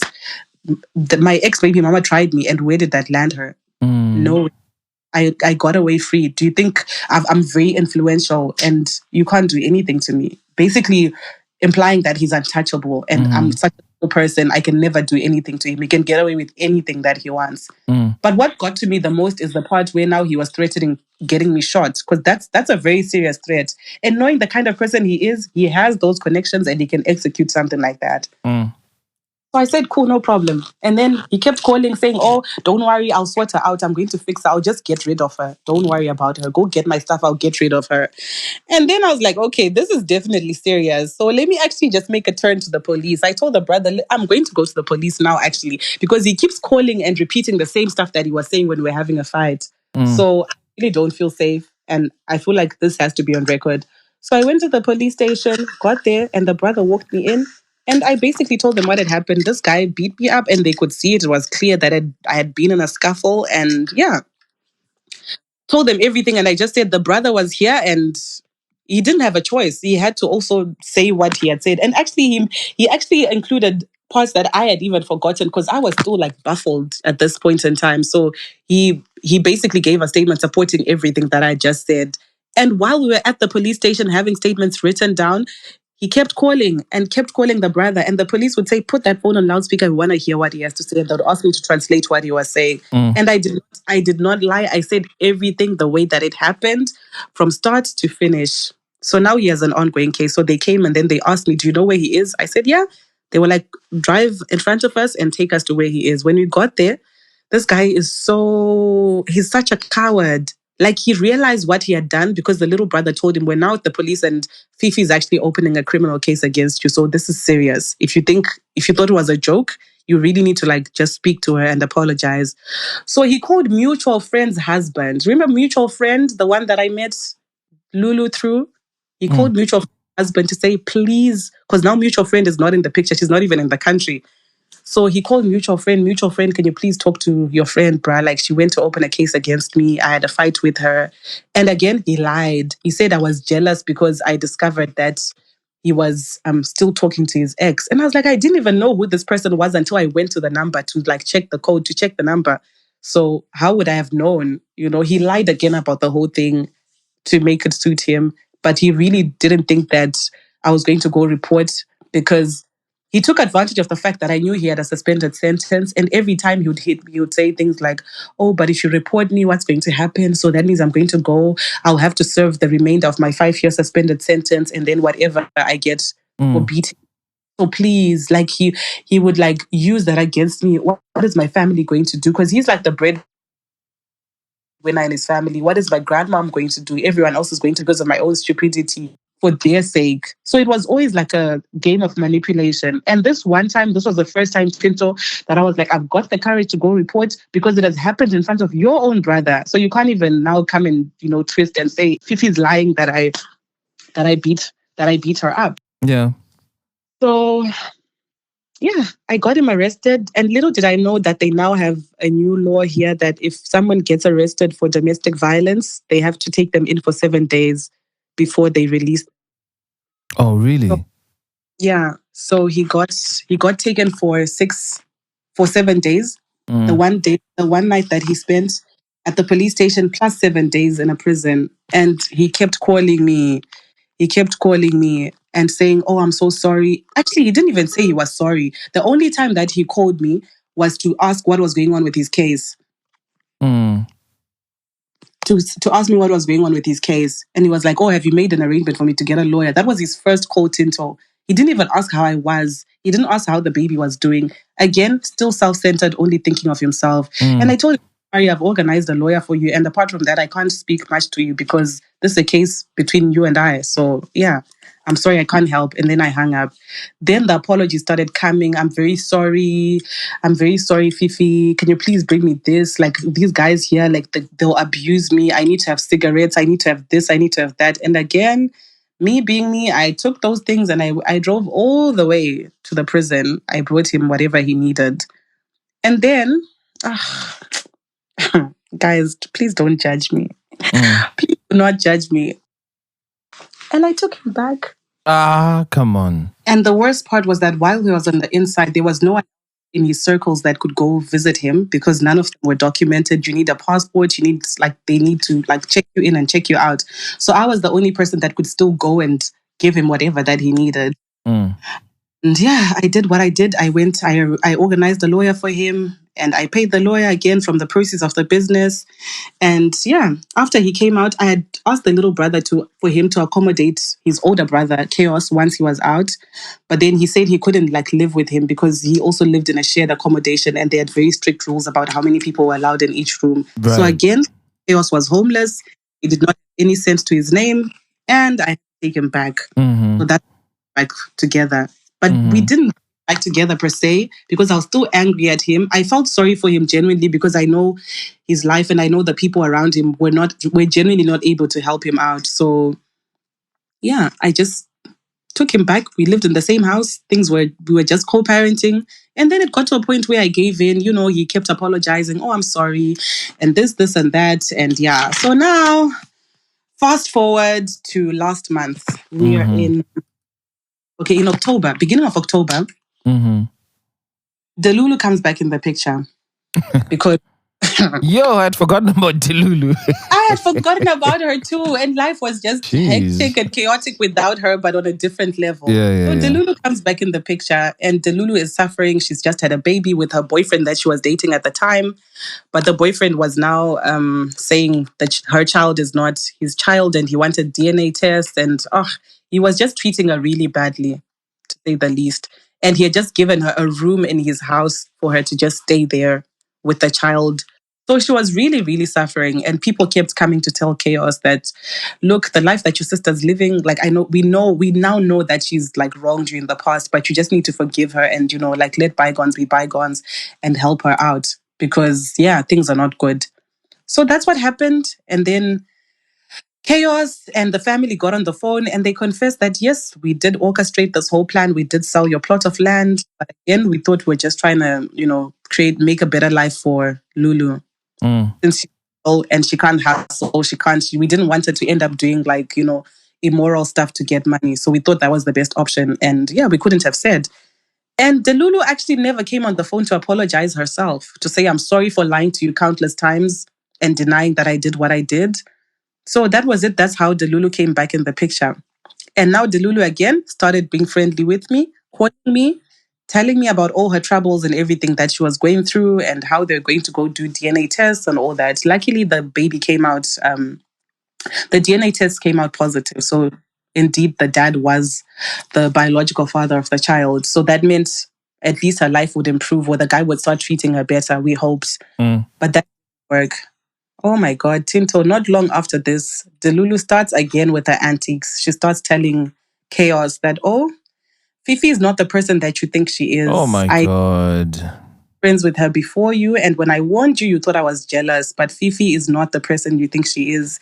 Yeah. Fifi is very smart, she will outsmart you, and this business that I hear you guys have done that's doing well, that you started that's doing well, it's just a matter of time until she snatches it away from you. Remember, you were documented and Fifi has been documented for a very long time in this country. So she definitely has more power. And because she's a woman, because of her educational background, she can definitely outsmart you. And also, I hear that Fifi has gone to report you in the past, recently actually, for abusing her. Do you really think that this time around she will let you get away with it? She won't let you get away with it. So you need to get out of this relationship. It's not good for you. You need to dump her. And guess what Chaos does? Chaos comes back home and starts telling me all these things. Fifi's been saying this about you. And I said, why don't you just let me confront her? No, don't confront her because she's my sister and she's going through a lot. I don't want her to feel bad. And I was like, so clearly you care about her feelings more than mine because all these things are telling you. And part of what she said as well was that when Fifi goes to Zim, she doesn't stay with her parents. She's got somebody that she lives with when she's in Zim. And she just goes to visit her parents on the weekends. So she's somebody else's person. You just happen to be lucky enough to get her pregnant. But her heart is not with you. She has a person and yeah, they're more than happy. And She just did a bunch of nonsense, Tinto. Again, like the same old, she's involved with gangsters. She's going to get you shot. She's going to take everything from you. She's going to strip you of all your dignity and leave you on the streets. You know, she's already done something like that in the past where she went to report you. So maybe she just realized that the business hadn't reached a level that she was satisfied with. That's why she took you back. So she's waiting for you to build it up to a point where she feels like she'll be good without you. And then, yeah, she'll just dump you or she'll send you to prison. I just asked Chaos, like, is all of this stuff making sense to you? Because you've lived with me now for over 2 years. You know my character, you know my lifestyle. Like, at this point in time, you know me more than I even know myself. So I don't know. Like, if you believe her, then cool, no problem. So this is now after the whole thing of Delulu coming and saying all sorts of things about me and how her brother should be careful of me and all that. He then asked me to text someone on his phone, and when I went on his phone, I realized that there were chats that had been put in the archive. And when I went there, my chat was the only one that had been archived. So I asked him what my chat, and instead of just giving me a simple and clear explanation, he went on and he went off at me. And he started saying things like, "Oh, you're so controlling. Like you always, I tell you to go on my phone and do one thing, and then the next minute you're looking for things that you shouldn't be looking for. Why does that concern you? That is my phone. I can do whatever I wish to do with my phone." And I was like, "No, but you realize if I send you messages and my phone is my chat is in your archive, that means you actually don't get notifications from." And that's why nowadays I now have to call you and say, "Have you seen my message?" Which is annoying because sometimes I just want to send you a quick message and for you to reply without me having to call you. And then he was like, no, man, this thing, it's getting so toxic. Every time I'm with you, it's a fight. Don't think that I can't leave you with your child. I can leave you. I can move out. And really, that's where we're getting at. That's where it's come to. Like, I'm really fed up of you. And I said, cool, there's no problem. Like, I'm okay with that. And yeah, that happened. And now on the 21st of October, now fast forward, 21st of October, which is very recent, he came back home. We had not had any fight, Tinto, everything. I thought everything was cool at least. And yeah, he came and he said, "Fifi, you need to go back home with your child because your child has not been seen by your parents and things aren't working out." And I was like, yeah, but I haven't gone back home because we're not in a financial position to afford that. So that's the only reason. If the money was there, then yeah, I'm more than happy to go home to show my parents, the child. But you know what's been going on? We're even struggling to pay things like rent, like basic living. We're struggling. So What do you mean? And then he said, "Okay, it's fine. I'll come up with the money." Then again, he says, "Oh, and you know what? One more thing. I feel like since after when I came back home from my juju man, he had said, I don't even know how to put it, man, because he said it in a foreign language and I don't know how to translate it in English. But he said something along the lines of how whatever software or settings they had put for his life, that they had put in place for his life, are not working out. Things were starting to work out. And then once I went and opened a case against him, everything went whatever out. software. Whatever software, I came up with a virus that then attacked the software. So now things aren't working. So yeah, he has to go back home and he feels like his ancestors are angry at me for going to open a case against him. And he wants to be a big international businessman, a well-known person. And because I have not been cleansed, I'm the one that will stop him from progress. And the doors that won't open for as long as he's with me. Tinto, this case only ended because I had to go drop charges. I had to go see the senior prosecutor and lie to them that was a scuffle over the phone, how he never hit me. I did not take any pictures or any videos because I didn't want them to see those photos and videos of my bruises. I convinced this woman that no, this is the first time that it's happening. And they dropped, and I paid someone on top of that. I don't know if I should even be saying this. I paid an investigating officer to remove from his criminal record that whole kidnapping and assault sheet. So it wasn't there on his record when the senior prosecuting officer looked at it. Why did you do that? Because, okay, at the time I felt like the threats that he had made were very serious.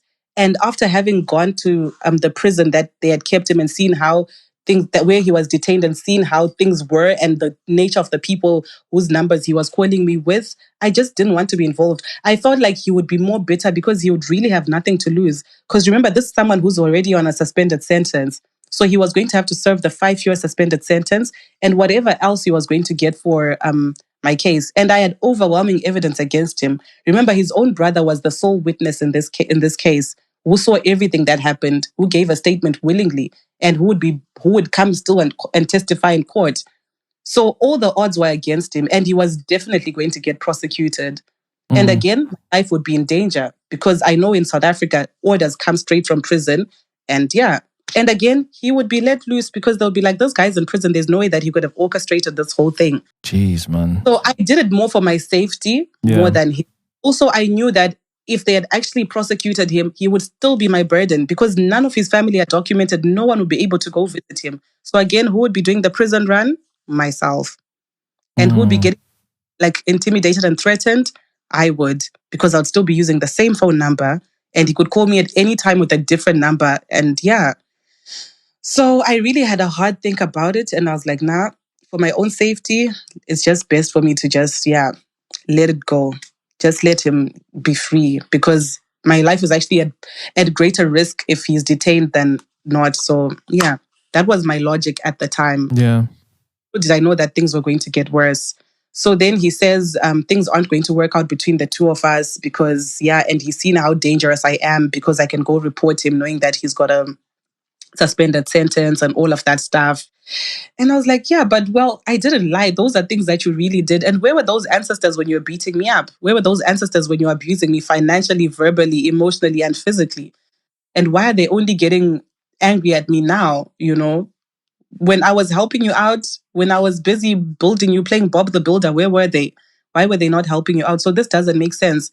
And I told him it's okay. Like we're grown up, we're adults. So you can tell me what you want to say. You don't have to use all these excuses. And he was like, let's take a 2 or 3 month break. I told him, no, breaks don't work like that. I'm not in high school. I don't live at my mother's house. Breaks only work for high school kids who don't have a child together. We have a child and I'm 30 now. So I need to get my life moving. If you're in or you're out. So am I getting what you're saying correctly? And he said, yeah, it's not going to work out. So that's it. I said, no problem. You didn't marry me. So you're going to have to call one of my relatives and explain to yourself, either an uncle, an aunt, or a sister. So who are you comfortable with me calling? He said, call your sister. And he said the exact same thing, Tinto. He repeated word for word. And my sister asked him, so are you sure there's nothing that can be done to fix it? He said, nope, there's nothing that can be done. I'm not happy anymore. And she asked him as well, like, are you happy if she moves on? And he said, yeah, I will not cause any drama in her life. If she moves on, she's more than free to do so. I'm done. Wow. Tinto dropped. My heart dropped. I didn't expect it. And I feel like for me, that was the confirmation, like that, oh my God, actually, he is serious. He's really dumping me. He is really dumping me. I didn't sleep the whole night. I did not sleep the whole night. Fast forward 2 nights later, he then comes back home and says, do you really think we broke up? No, I didn't break up with you. That didn't happen. We're still going to be together. We're still living in the same house. Don't mind what Delulu is saying. She's crazy. She's jealous. And I was like, no, this is not happening. Your sister's always going to be in the picture. And I feel like you guys genuinely deserve each other. You can't just go and hear things about me and then you've erased the entire experience you've had with me. So clearly what her opinion matters more than I do. So he called up. So I got a call from the sister saying, oh, what's this bad news I'm waking up to? I heard you guys broke up. And I was like, well, didn't your brother tell you? He told you what he told you. He dumped me. And these are the reasons. So yeah. That's how it ended. And now, man, Tinto, this guy's now homeless because as of yesterday, he tried. And this whole time, I was like, okay, let's just stay in the same house. Let's just be civil because he has nowhere to go. And now he moved out yesterday after he tried to get intimate with me. He's been trying to get intimate with me. And every time I say no, he'll say things like, oh, there's nothing special about you again. I'm just, get a quick fix. And I told him, no, there are people, that's their job to give men quick fixes. So you can go there and they'll be more than happy to serve you. So you're not going to use my body for to satisfy your needs. So that's what's up, Tinto. At the moment, as of yesterday, he tried to touch me again in the morning. I refused. And then he called his sister and said, I'm bringing my clothes to your house. So he packed up all his stuff and then he left. And guess what? Last night he was calling saying, oh, can I come stay with you for 2 or 3 days while I find a room for myself? I said, no, that's not going to happen because now he's left me stranded in a house where I still have to figure out how I'm going to pay the rent. The car that he's using, again, remember, it's a rental agreement in my name because he doesn't have a license. And I've let him leave with the car. There are tickets summing up to 13,900 Rand that he has not paid for that are dating back. And quite honestly, yeah, I don't know. Feelers should help me, please, with their opinions. Because now I'm thinking maybe I was a little too harsh, but at the same time, no. I'm thinking of taking the car, which I know he won't be able to do his side hustle if he doesn't have. So I'm thinking of taking the car back to the owner and just saying, listen, I don't need this car and I'm happy for you to have it back and give it to somebody else. And yeah, from what I've heard, he slept in his car or in the car. Yeah. Because I didn't take him back last night. And I had to beg him this morning for him to come pick up the baby for me to be able to get on this podcast. Yeah. I lied, actually. I told him I've got a job interview online. Well, you do have a conversation about life, which is really important anyway. Yeah. And I've let go of the business that we started together. I said, it's okay, you can take all the proceeds, but I just need a little corner in that space for me to actually like now bring in my creative contribution and make a little self and for baby, which to be quite honest, he's not a creative. He doesn't have any contribution to that business in terms of skills. So I have skills that I know I will be able to make a living out of. And all I've asked for is for me to have that little corner for me to do my thing, and they can have everything. Him and his sister can, run the whole show and do as they please. And how's your little baby, by the way? My little baby is good. By the grace of God, she's actually grown really well. She does not have any problems considering how prematurely she was born. Yeah. She's sick, like apart from just like a common cold, that's about it. Like she's very healthy, very playful, very cheeky, and I'm happy with her. And how old is she now? She's now 1 year and 6 months, going on to 7. Oh, fantastic. That's that's really, really good news. Listen, the only comment I can make is just going back to your lesson, which is red flags, deal with them as red. It doesn't matter when they show up, and they may look like they're green or they're amber, they're just red, and deal with them as red from the onset. Like you did say, you were warned fairly earlier on about dealing with both of them. You know, there's the money guy who hinted, there's the sister who hinted about her own brother. But then, you know, for some odd reason, as humans, we want to get burnt first before we say something is hot. Yeah, that is so true. Which we can't shoot you for, because we've all made that same mistake. I've done it myself. I've been told, bro, where you're trying to dabble, this is not a good spot. And I've been like, I like a little something about it. And I went ahead and I ended up getting burnt really badly. So I can empathize with that. And I can also empathize with the difficulty in leaving. Because half of the time that we're trying to leave a situation that we've never been in, we actually don't have the skills to navigate those waters and to get out. Yeah. And one of the things that you said is that you struggle to ask for help. I think that automatically means that when you see that somebody is in need of help, you extend yourself a little too much. So that just in case they struggle asking for help themselves, you've made it a little bit easier for them. But Fifi, that's none of your business. Yeah, and also, sorry, can I just add one thing as well? Maybe a lesson for the feelers. I feel like you should also try to look at the person's family dynamics before getting into a relationship with them, because like it's a running theme as well that when I'm not married in this case, but when you marry into a family, you're marrying the whole family, their sisters, their brothers, their aunts, and all that. Yeah. And I feel like in this particular relationship has had a very vital role, especially in its breakdown. Of course, he had his own flaws. I'm not blaming her solely, but she kind of escalated things and made things happen a little faster than I had planned, which in any case, I'm still blessed to be out of this.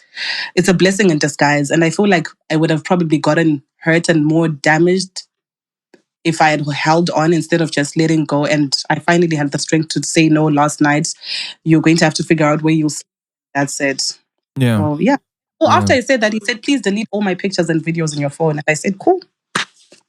Well, I hope you have the strength to actually let go, which it feels like you need to. I think I have to, Tinto. Yeah. It's definitely not an easy position to be, especially with the existence of a child. The attachment we have to children, the desire we have for them to be seen by their father and for them to have a balanced relationship with both mom and dad.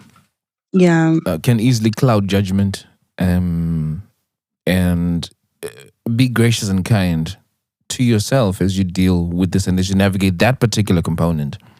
Yeah. As far as his emotions are concerned and what he's about, look, I think that's easier to let go. But then separating him from the child is going to be particularly difficult. Yep. So please, where you can, get help and real life support from people who can actually give that support where you are, because it's the one thing that would slow your progress. Yeah. Oh, man, I just feel stranded, to be honest. I just feel like I've been blindsided and now I'm left to deal with all these things all on my own. And knowing the kind of person he is, I think he would definitely get satisfaction from me calling him, begging him for just basic things for the child. He will.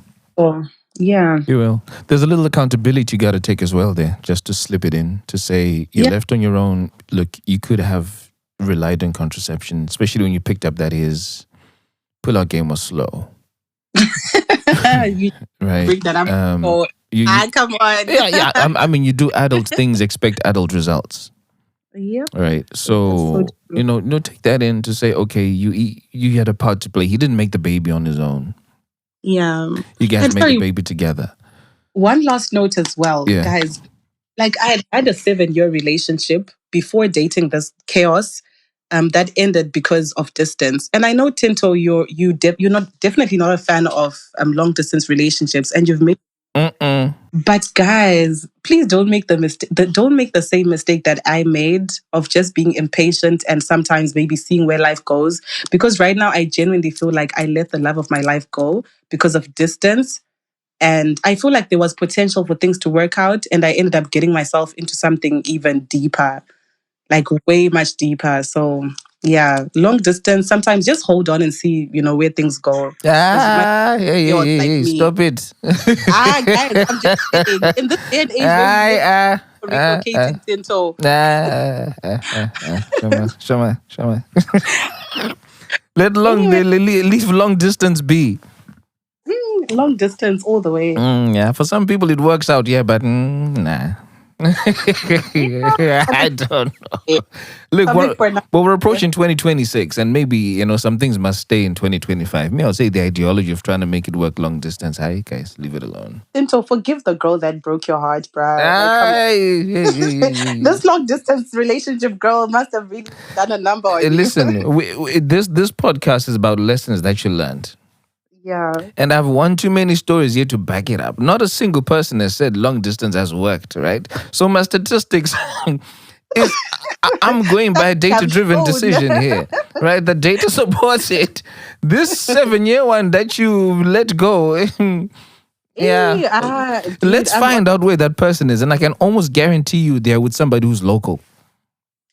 Actually, they're in a long-distance relationship currently.